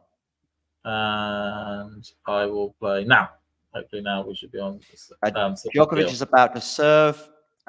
He's bouncing the ball, preparing to serve, and he serves now into the forehand of Rublev, but it's going to be a second serve for the Russian to look at. Is this the second point of the second point of the first? No, first. First. Okay, stop so again. Djokovic bouncing the ball. 3 games all. Goes down the tee for backhand return from Rublev. Now on the backhand of Rublev. Backhand of Djokovic to the forehand of Rublev. Slice there from Novak. Low net clearance from both players. In fact, that net clearance was far too low from Rublev, and it goes into the net. 15-love. Wicked. And then it should be 10, 9, 8, 7, 6, 5, 4, 3. Djokovic just receiving the balls. He's about to bounce the ball for his first serve. I mean, Djokovic is the hot favourite now, right? Absolutely. I mean, I don't know if Rublev got to mentally live with him at the moment. I mean, the mistakes that Djokovic was making in the first set have completely disappeared in the second and the third, as Djokovic just hits a brilliant unreturnable there. Unreturnable serve, yeah. It's I don't see anyone else but Djokovic winning this at the moment. Yeah, because Djokovic is super comfy on serve as well. I mean, in this set, he's barely dropped a point. He certainly hasn't got to a deuce anyway, never mind faced a break point. Total points won, I can see Novak on 99. I don't know what... I think it was Rublev on 101. Oh, okay. So Rublev has won technically 2 more points than Djokovic, but I think that's just down to the fact of that break game. As Rublev just hits the net there with that return. That's pretty poor. Okay, just watching Novak serve on the return. Oh, yeah, he's hit the net, yeah. Yeah, you're still 5 seconds ahead. Yeah, that was a poor return. But, I mean, although this has been much closer than I anticipated, I also thought Rublev's return might also be an issue. You know, Djokovic can get to Rublev's first serves without a problem. Second serves even more so. Yeah. And then the other way around, Rublev, even in the first set that Rublev won, he didn't punish Djokovic enough on the second serve, and that was the same there. Djokovic, their first serve is wide and long, so it's going to be a second serve for Rublev to look at here. No, it's actually been quite remarkable as Rublev skies that, or at least flies that wide of the baseline. It's been quite remarkable actually how easy Djokovic has been able to get to Rublev's first serve, because against a lot of other opponents, you know, you always feel like it's a flip of the coin if you're going to be able to ever reach a Rublev first serve. But against Novak, he's just like, no, I know exactly where you're putting it, I know exactly how I'm going to return it. Yeah. As there we go, Djokovic holds to make it 4-3. Change of ends, right? Change of ends now, yeah. Well, it has been a very, you know, certainly in sets 2 and 3 has been a very high quality from Djokovic, and to a degree from Rublev.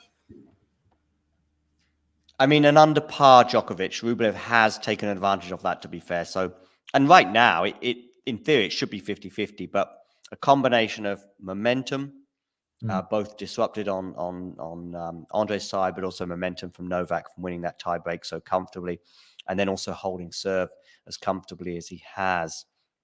And obviously, Rublev was under pressure in one of his service games in a big way, wasn't he? 15-40. I was really impressed with how, given all the shenanigans that have been going on in the immediate prior to that, I was very impressed with how he won the next 4 points in a row.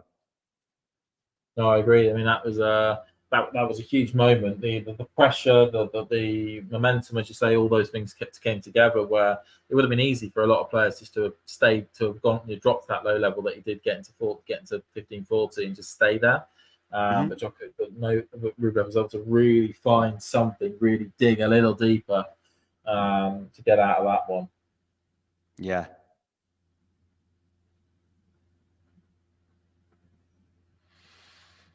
Yeah. So let's see how the this service game goes, because of course every service game that passes, there's a little bit more pressure on the shoulders of Andrey. Yeah, I mean, I'd certainly say I think it would have to be a moment of madness now that's going to cost Novak this match.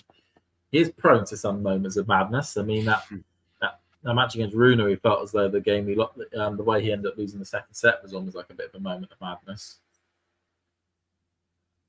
And of course, he's lost the first point on serve here, Rublev. So the pressure just goes up another notch. Yeah. I would be surprised if we get as far as a tiebreak. And of course, if we go into a tiebreak, I know Novak lost the tiebreak to Rune yesterday, but it'd be difficult to imagine anything other than a Novak win. But anyway, we are on serve still. It's love 15. Rublev here bouncing the ball to hit his first serve. And where are you going to go with this? You're going to go down the tee. It's a good first serve. And Novak can only put the return long, 15-all. Not too bad from Rublev there.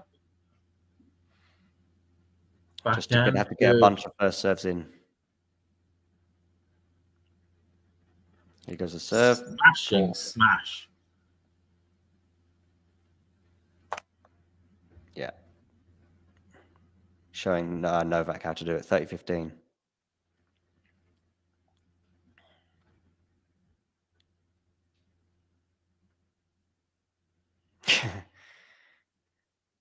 Make sure you hit the like button. And if you are new to the channel, just below there's a black button where you can hit the subscribe.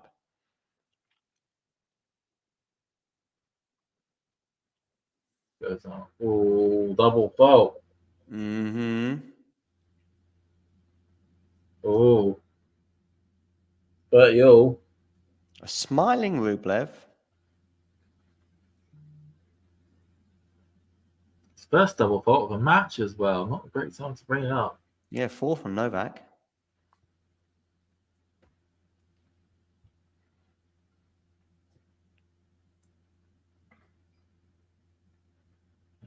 Okay, Rublev to serve here. Goes to the backhand of Novak as a first serve. A runaround forehand from Rublev. Doesn't do enough with that, though. But Djokovic errs putting his shot into the net.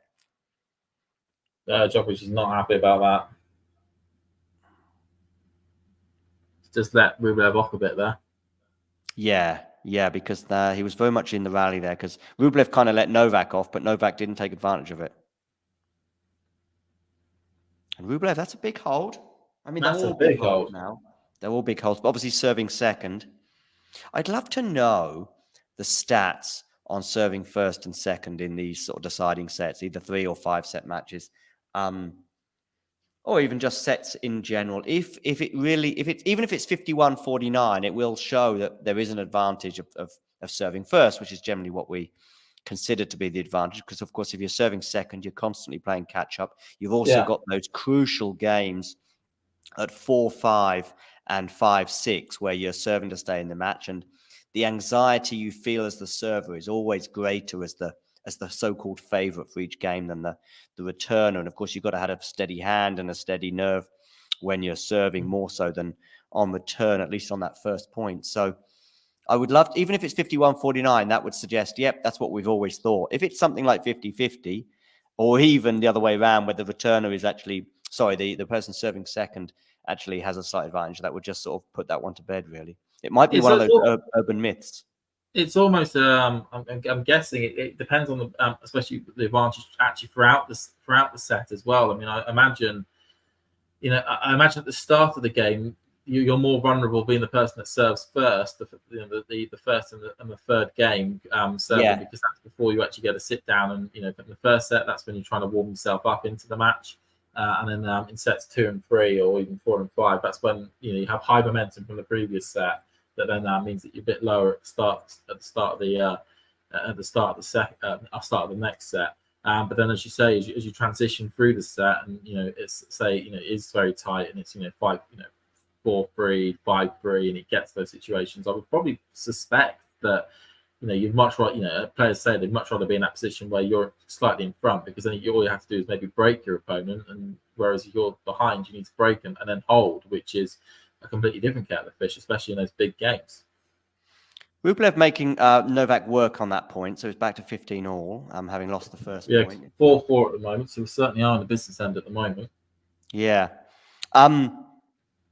Yeah, and the other thing, of course, is if you are serving first and you break, then you've also got a sort of potential 3-love or 4-1 or 5-2 lead, which is just massive. It's even bigger than 4-3. You could be a breakup and be 4-3 up. It's a good volley there from Novak. Although he's not won the point just yet, but he has now. 30-15. Gee, yeah. He's trying to get the crowd involved there, Novak. He wants the monies, right? Winning over some of those boos he got earlier. Good bit of net play by Novak on that point there. I just wonder as well, a stronger character, and this is where Novak's sort of friends on tour helps. A stronger character than Rublev might have been like making a bigger issue about that 10 minutes or 12 and a half minutes break. Yeah. Just to apply a bit more pressure on the umpire, because I did wonder about the umpire, and I'm thinking she's not going to stand up to Novak, I wouldn't have thought. Goes down the tee on the serve there, backhand from Novak. Rublev struggling, Novak wins the point, 40-15.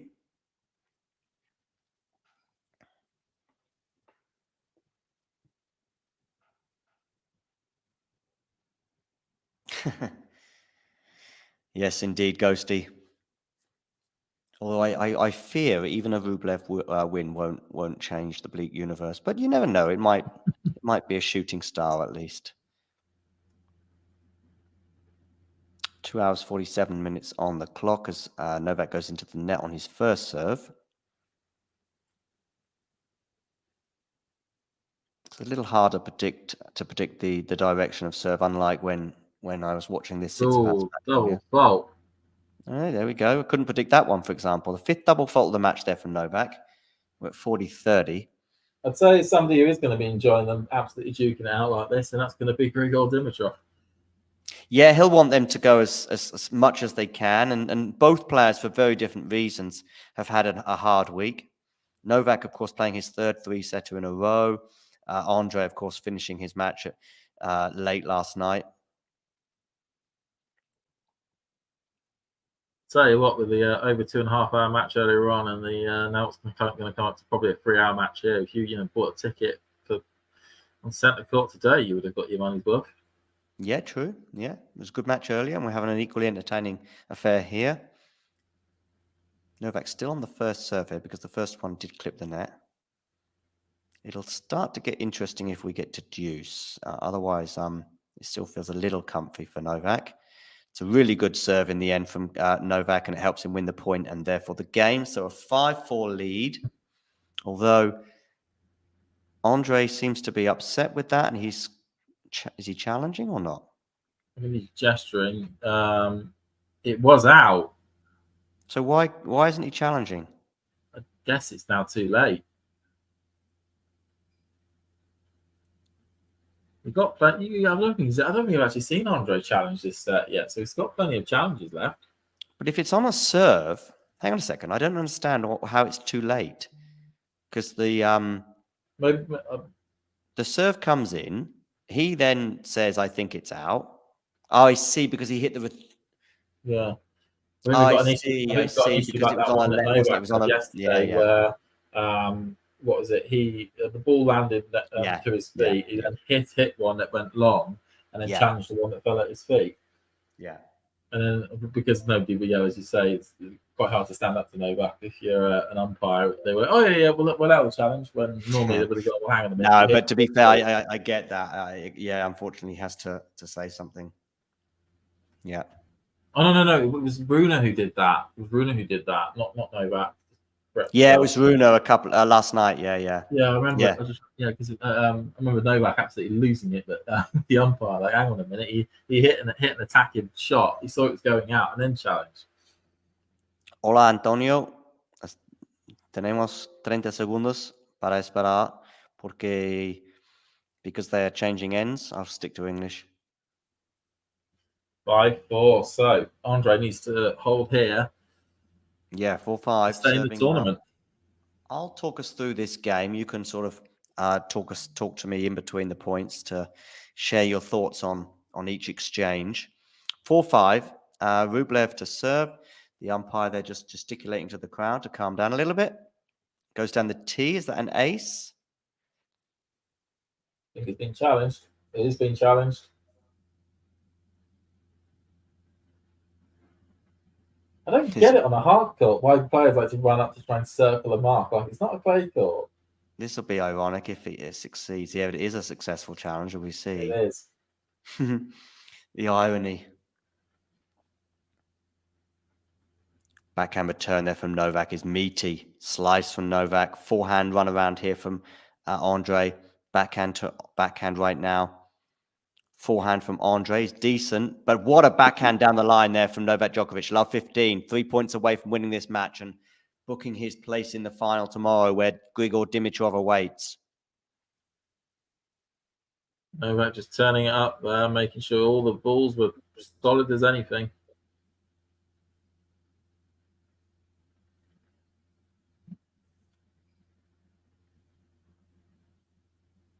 Goes down the tee with the first serve. Blocked return from Novak. Good forehand there from Andrey, but it's not enough to win the point outright. Really good depth from Novak, actually. Really good backhand from Novak. Andrey really struggling here on the defensive. Doing well to get his racket on it, but now it's love 30. Cranking up the heat. Huge pressure now on the shoulders of Andrey Rublev. Novak sees the finish line and is finding that second wind.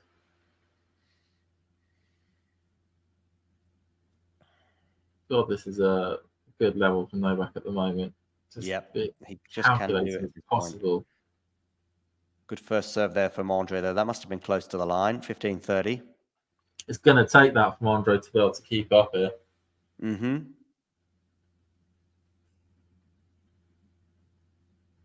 Just bouncing the ball. 2 hours, 52 minutes on the clock. Novak awaiting a first serve here from Andrey Rublev. Where's he going to go with this? He goes down the tee to the forehand return. Cool. Did that land out from Novak? I think it did. It did land out. I was just about to praise his depth there. It's probably very tight. Yeah.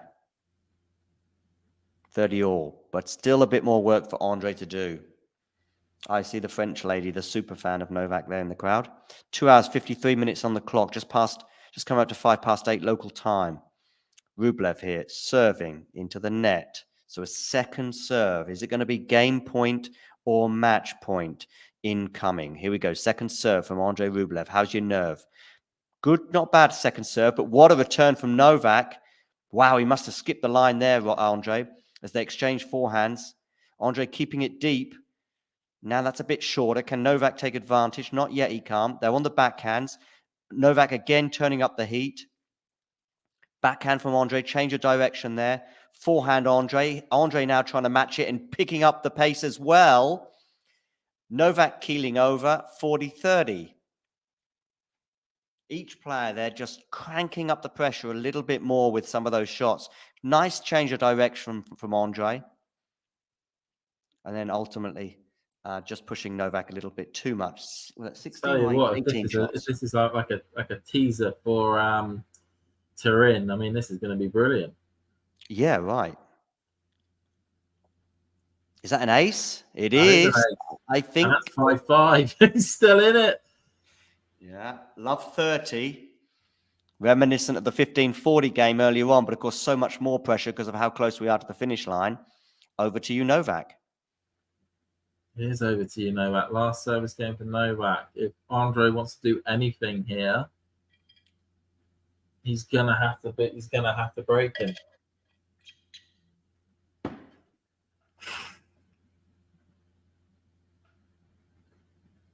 For those of you just tuning in, make sure you hit the like button. And if you are new to the channel, there's a black button just below the screen where it says subscribe. We need your help. Good first serve there from Novak, 15 love. Very strong first serve, but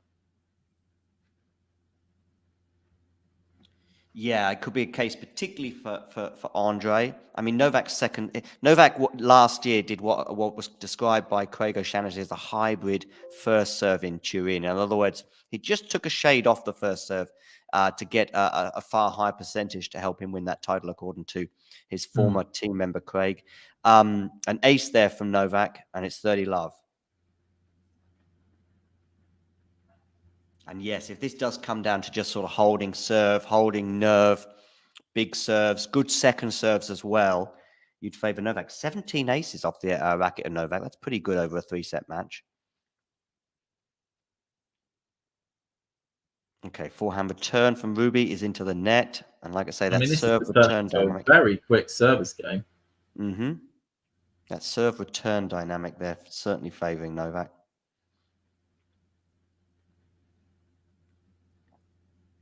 He's abandoned that sort of red and blue outfit he had for the first couple of matches of the tournament. Yeah, now we went to all blue, and now he's down to a blue and white. Yeah, he changed, I think, during that break, didn't he? Yeah. And he's served there for 6-5 with consummate ease. I mean, that just shows Novak at his, absolute dominance. When it comes to one of the most high pressure parts of the game, he just chucks in a love service game, just like that. Just to heap the pressure back on Andrey again, who's going to have to serve once more to stay in the match. The last time he did so, it went to love 30, but he managed to hold to 30 in the end. The main thing we're seeing that we can hold on to is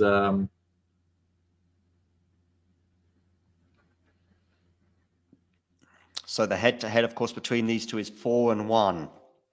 Rublev until today had yet to win a set on a hard court against Novak. Well, at least he's bucked that trend. Novak's team's really gesticulating to him what he needs to do. Mm-hmm. No Goran in his team this week, having a well-earned rest. As we wait for the players to return to the court, I see his fitness coach there. Looks like his fitness coach is giving him some suggestions on how to hit a tennis ball. Doesn't matter that you're somebody who has won the Paris Masters 6 times in your career. It's you still need to be told how to hit a tennis ball. Yeah, I mean, I'm sure his fitness coach has played a bit and maybe picked up a racket, but I don't know to what extent. Everyone buzzing. So, for those of you who are with us, once again, I'm going to remind you there's a like button on Facebook and it's a thumbs up. Please, on YouTube, but also on Facebook. Please click that like button. And if you are new to the channel on YouTube, click subscribe. Okay, Andrey Rublev just waiting for Novak to get ready as he waits to serve.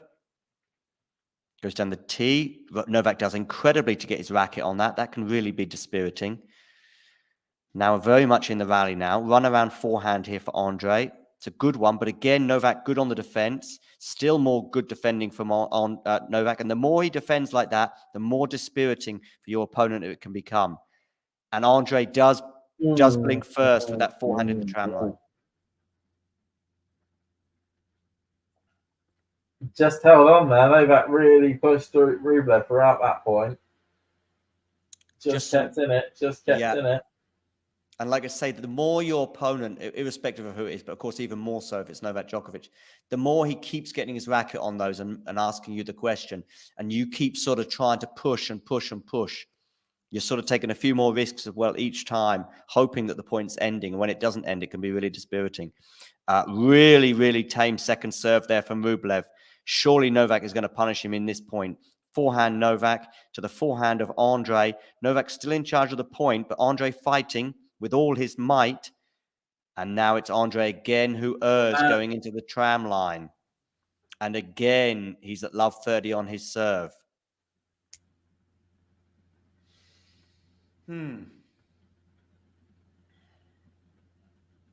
Needs a few first serves here. Of course, last time in his last service game, as we approach the 3-hour mark, he was love 30 down and he got it back to win the game to 30. He's going to have to do something similar again if he's going to force a tiebreak. Rublev serves down the tee. Novak gets his racket on it. Is it going to be a 1-2? It's going to be a smash for Rublev, and he puts it away. 15-30. Saves the point there. That's pretty good. Really aggressive throughout the entirety of that point. He needs to maintain that aggression if he wants to get out of this. Definitely, yeah. Needs to needs to do everything, but it's Novak, you know. 15-30 anyway. Let's see how he gets on with this next one. So more first serves would certainly be the order of the day here for Andrey. Andrey Rublev serving, goes down the tee. Forehand return from Novak. Forehand from Andrey. Again, he had a chance to come into the net there, didn't take it. Probably the right decision on this occasion. I saw that point earlier that you were talking about, James, and couldn't agree with it more. And he errs with a forehand, and we've got 2 match points for Novak Djokovic. Yeah, I mean, that point earlier on, I think I discussed about just the fact that, if he came in, it would have, it was in the tiebreaker of the second set. Completely lack of 1 minute trust. on the clock. Right, so 2 match points. Andrey Rublev to serve. How's your nerve? 15-40. Against the 6 times Paris Masters champion. Serving. And it's gone wide. So it's a second serve for Novak Djokovic here. Is he going to go big on this one? He's inside the baseline. It's a double fault. Oh, that's Andrey Rublev in the racket smash. Clipped the net, I think, didn't it? Clipped the net, bounced over the serve line. And Novak Djokovic through in 3 hours. Yeah. Oh, you got to feel for Andrey. Yeah. The mental challenge of beating Novak Djokovic and so many other things was tricky for him.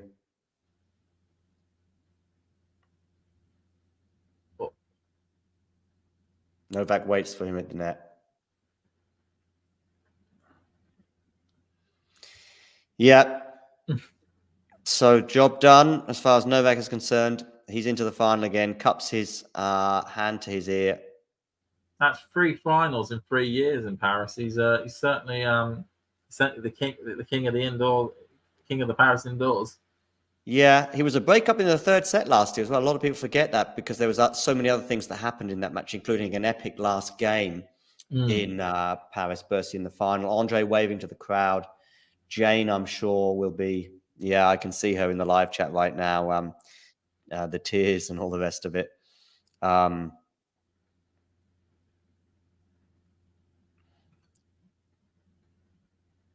What's your thoughts? See one of his greatest fans in the background with a laminated cardboard of the Serbian flag with the Paris Masters trophy with the word 7 in there. Obviously indicating how many titles he could end up winning if at the end of tomorrow. Yeah, can Grigor Dimitrov put up the same kind of fight that Andrey Rublev did? I'm worried, just given the track record in recent times with those two, that could be a little bit of a more straightforward affair for Novak in that match. Could be. But, Novak's been through a lot this week. And as we've seen, his body sometimes gives up on him. Yeah.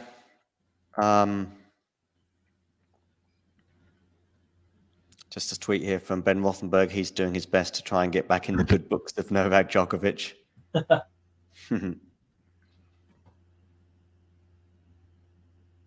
Not much older. Novak Djokovic is on the rest of the ATP Tour flights. Top 26, no one else. ATP top 16 is older than 27, and yet he's still far and away the number one. It's just this guy from a completely other generation to these lot that is still keeping ahead of them. Yeah, I think maybe they should. I really don't get it, if I'm honest. So 49 winners off the racket of Andrey compared to Novak 36. Unforced errors was pretty even. Total points won. In the end, Djokovic did win that little battle, 117 to 113. So it was just fine margins, as we can see throughout. And as so often is the case, when it's those margins that are so fine, with the exception of Carlos Alcaraz, Djokovic basically emerges the winner. And even Carlos, of course, has been on the end of a defeat or two when the margins have been pretty tight, as in Cincinnati earlier on this year.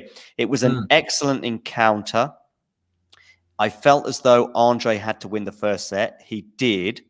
I felt as though he had to hang in there at various times in sets 2 and 3. He did.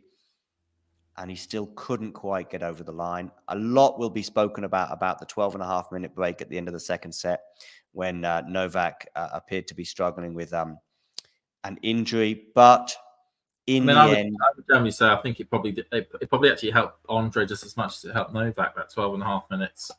Because I think Andrey, with the mental state he was in after losing the second set the way he did in the tiebreaker, probably needed 10 minutes just to cool down before going back on court.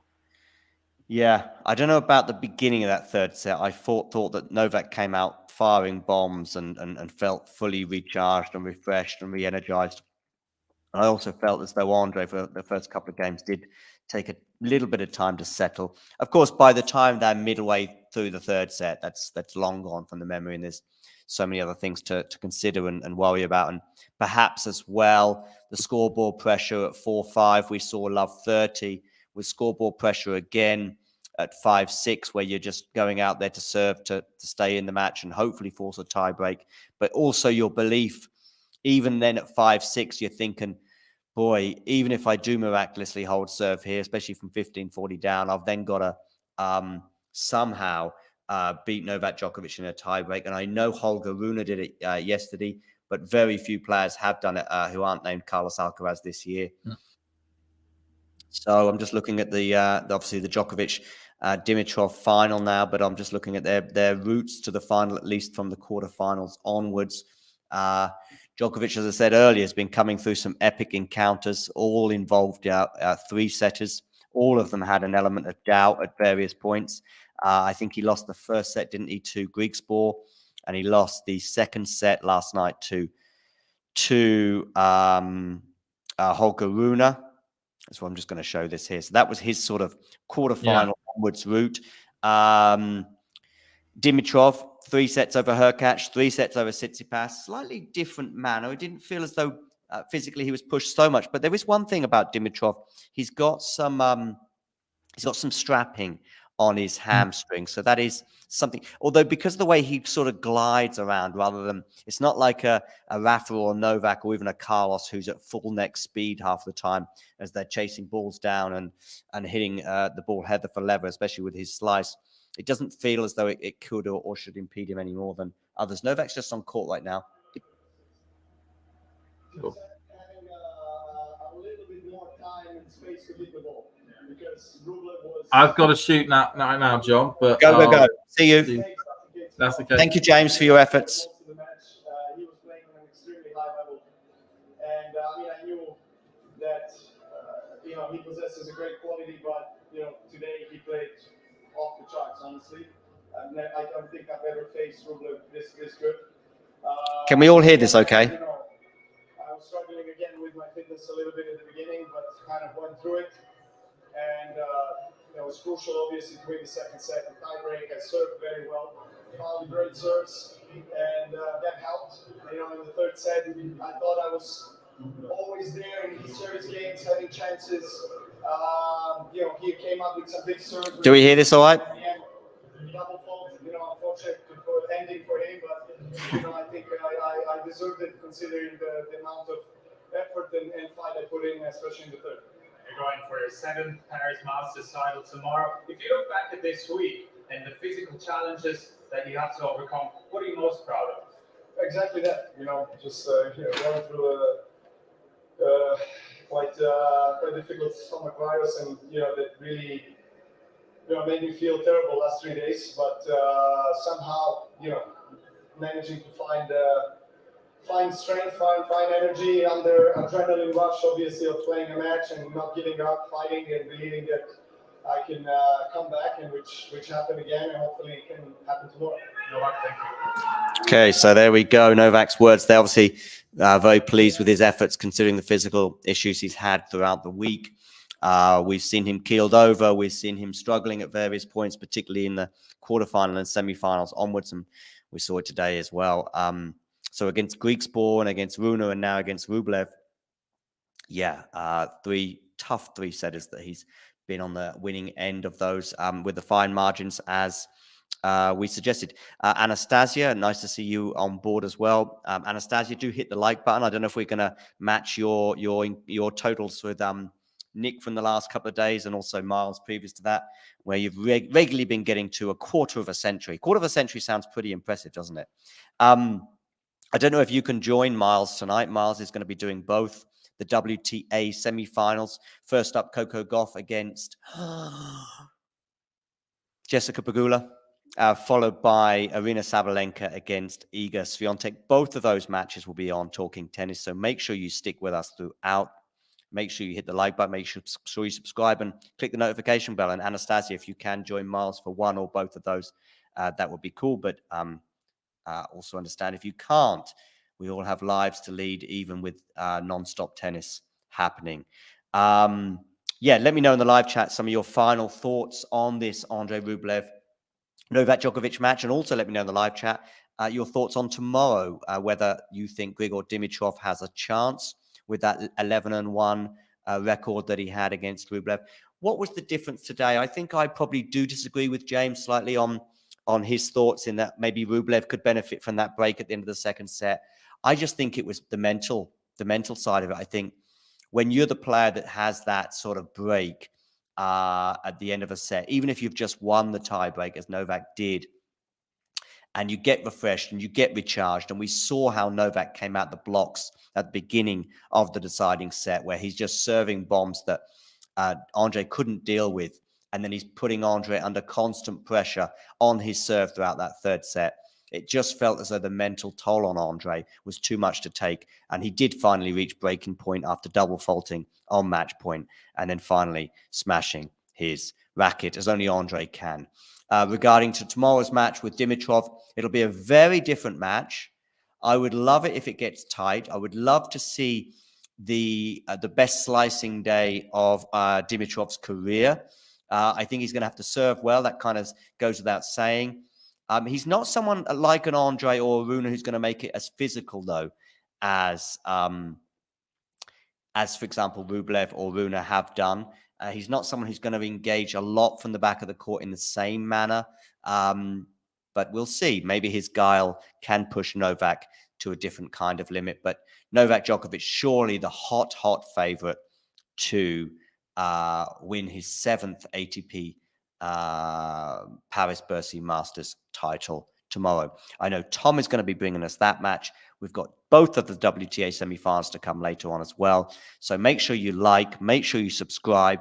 And final thoughts here from Ghosty. Turning. The falcon cannot hear the falconer.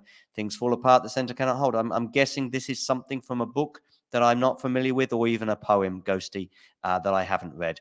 As I say, there you can see there just below, we're so close to 3,600 subscribers.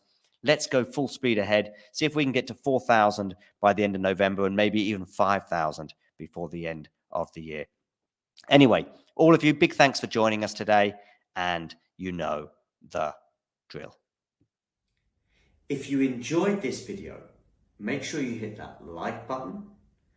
Don't forget to subscribe and click that notification bell so you don't miss out on all things tennis.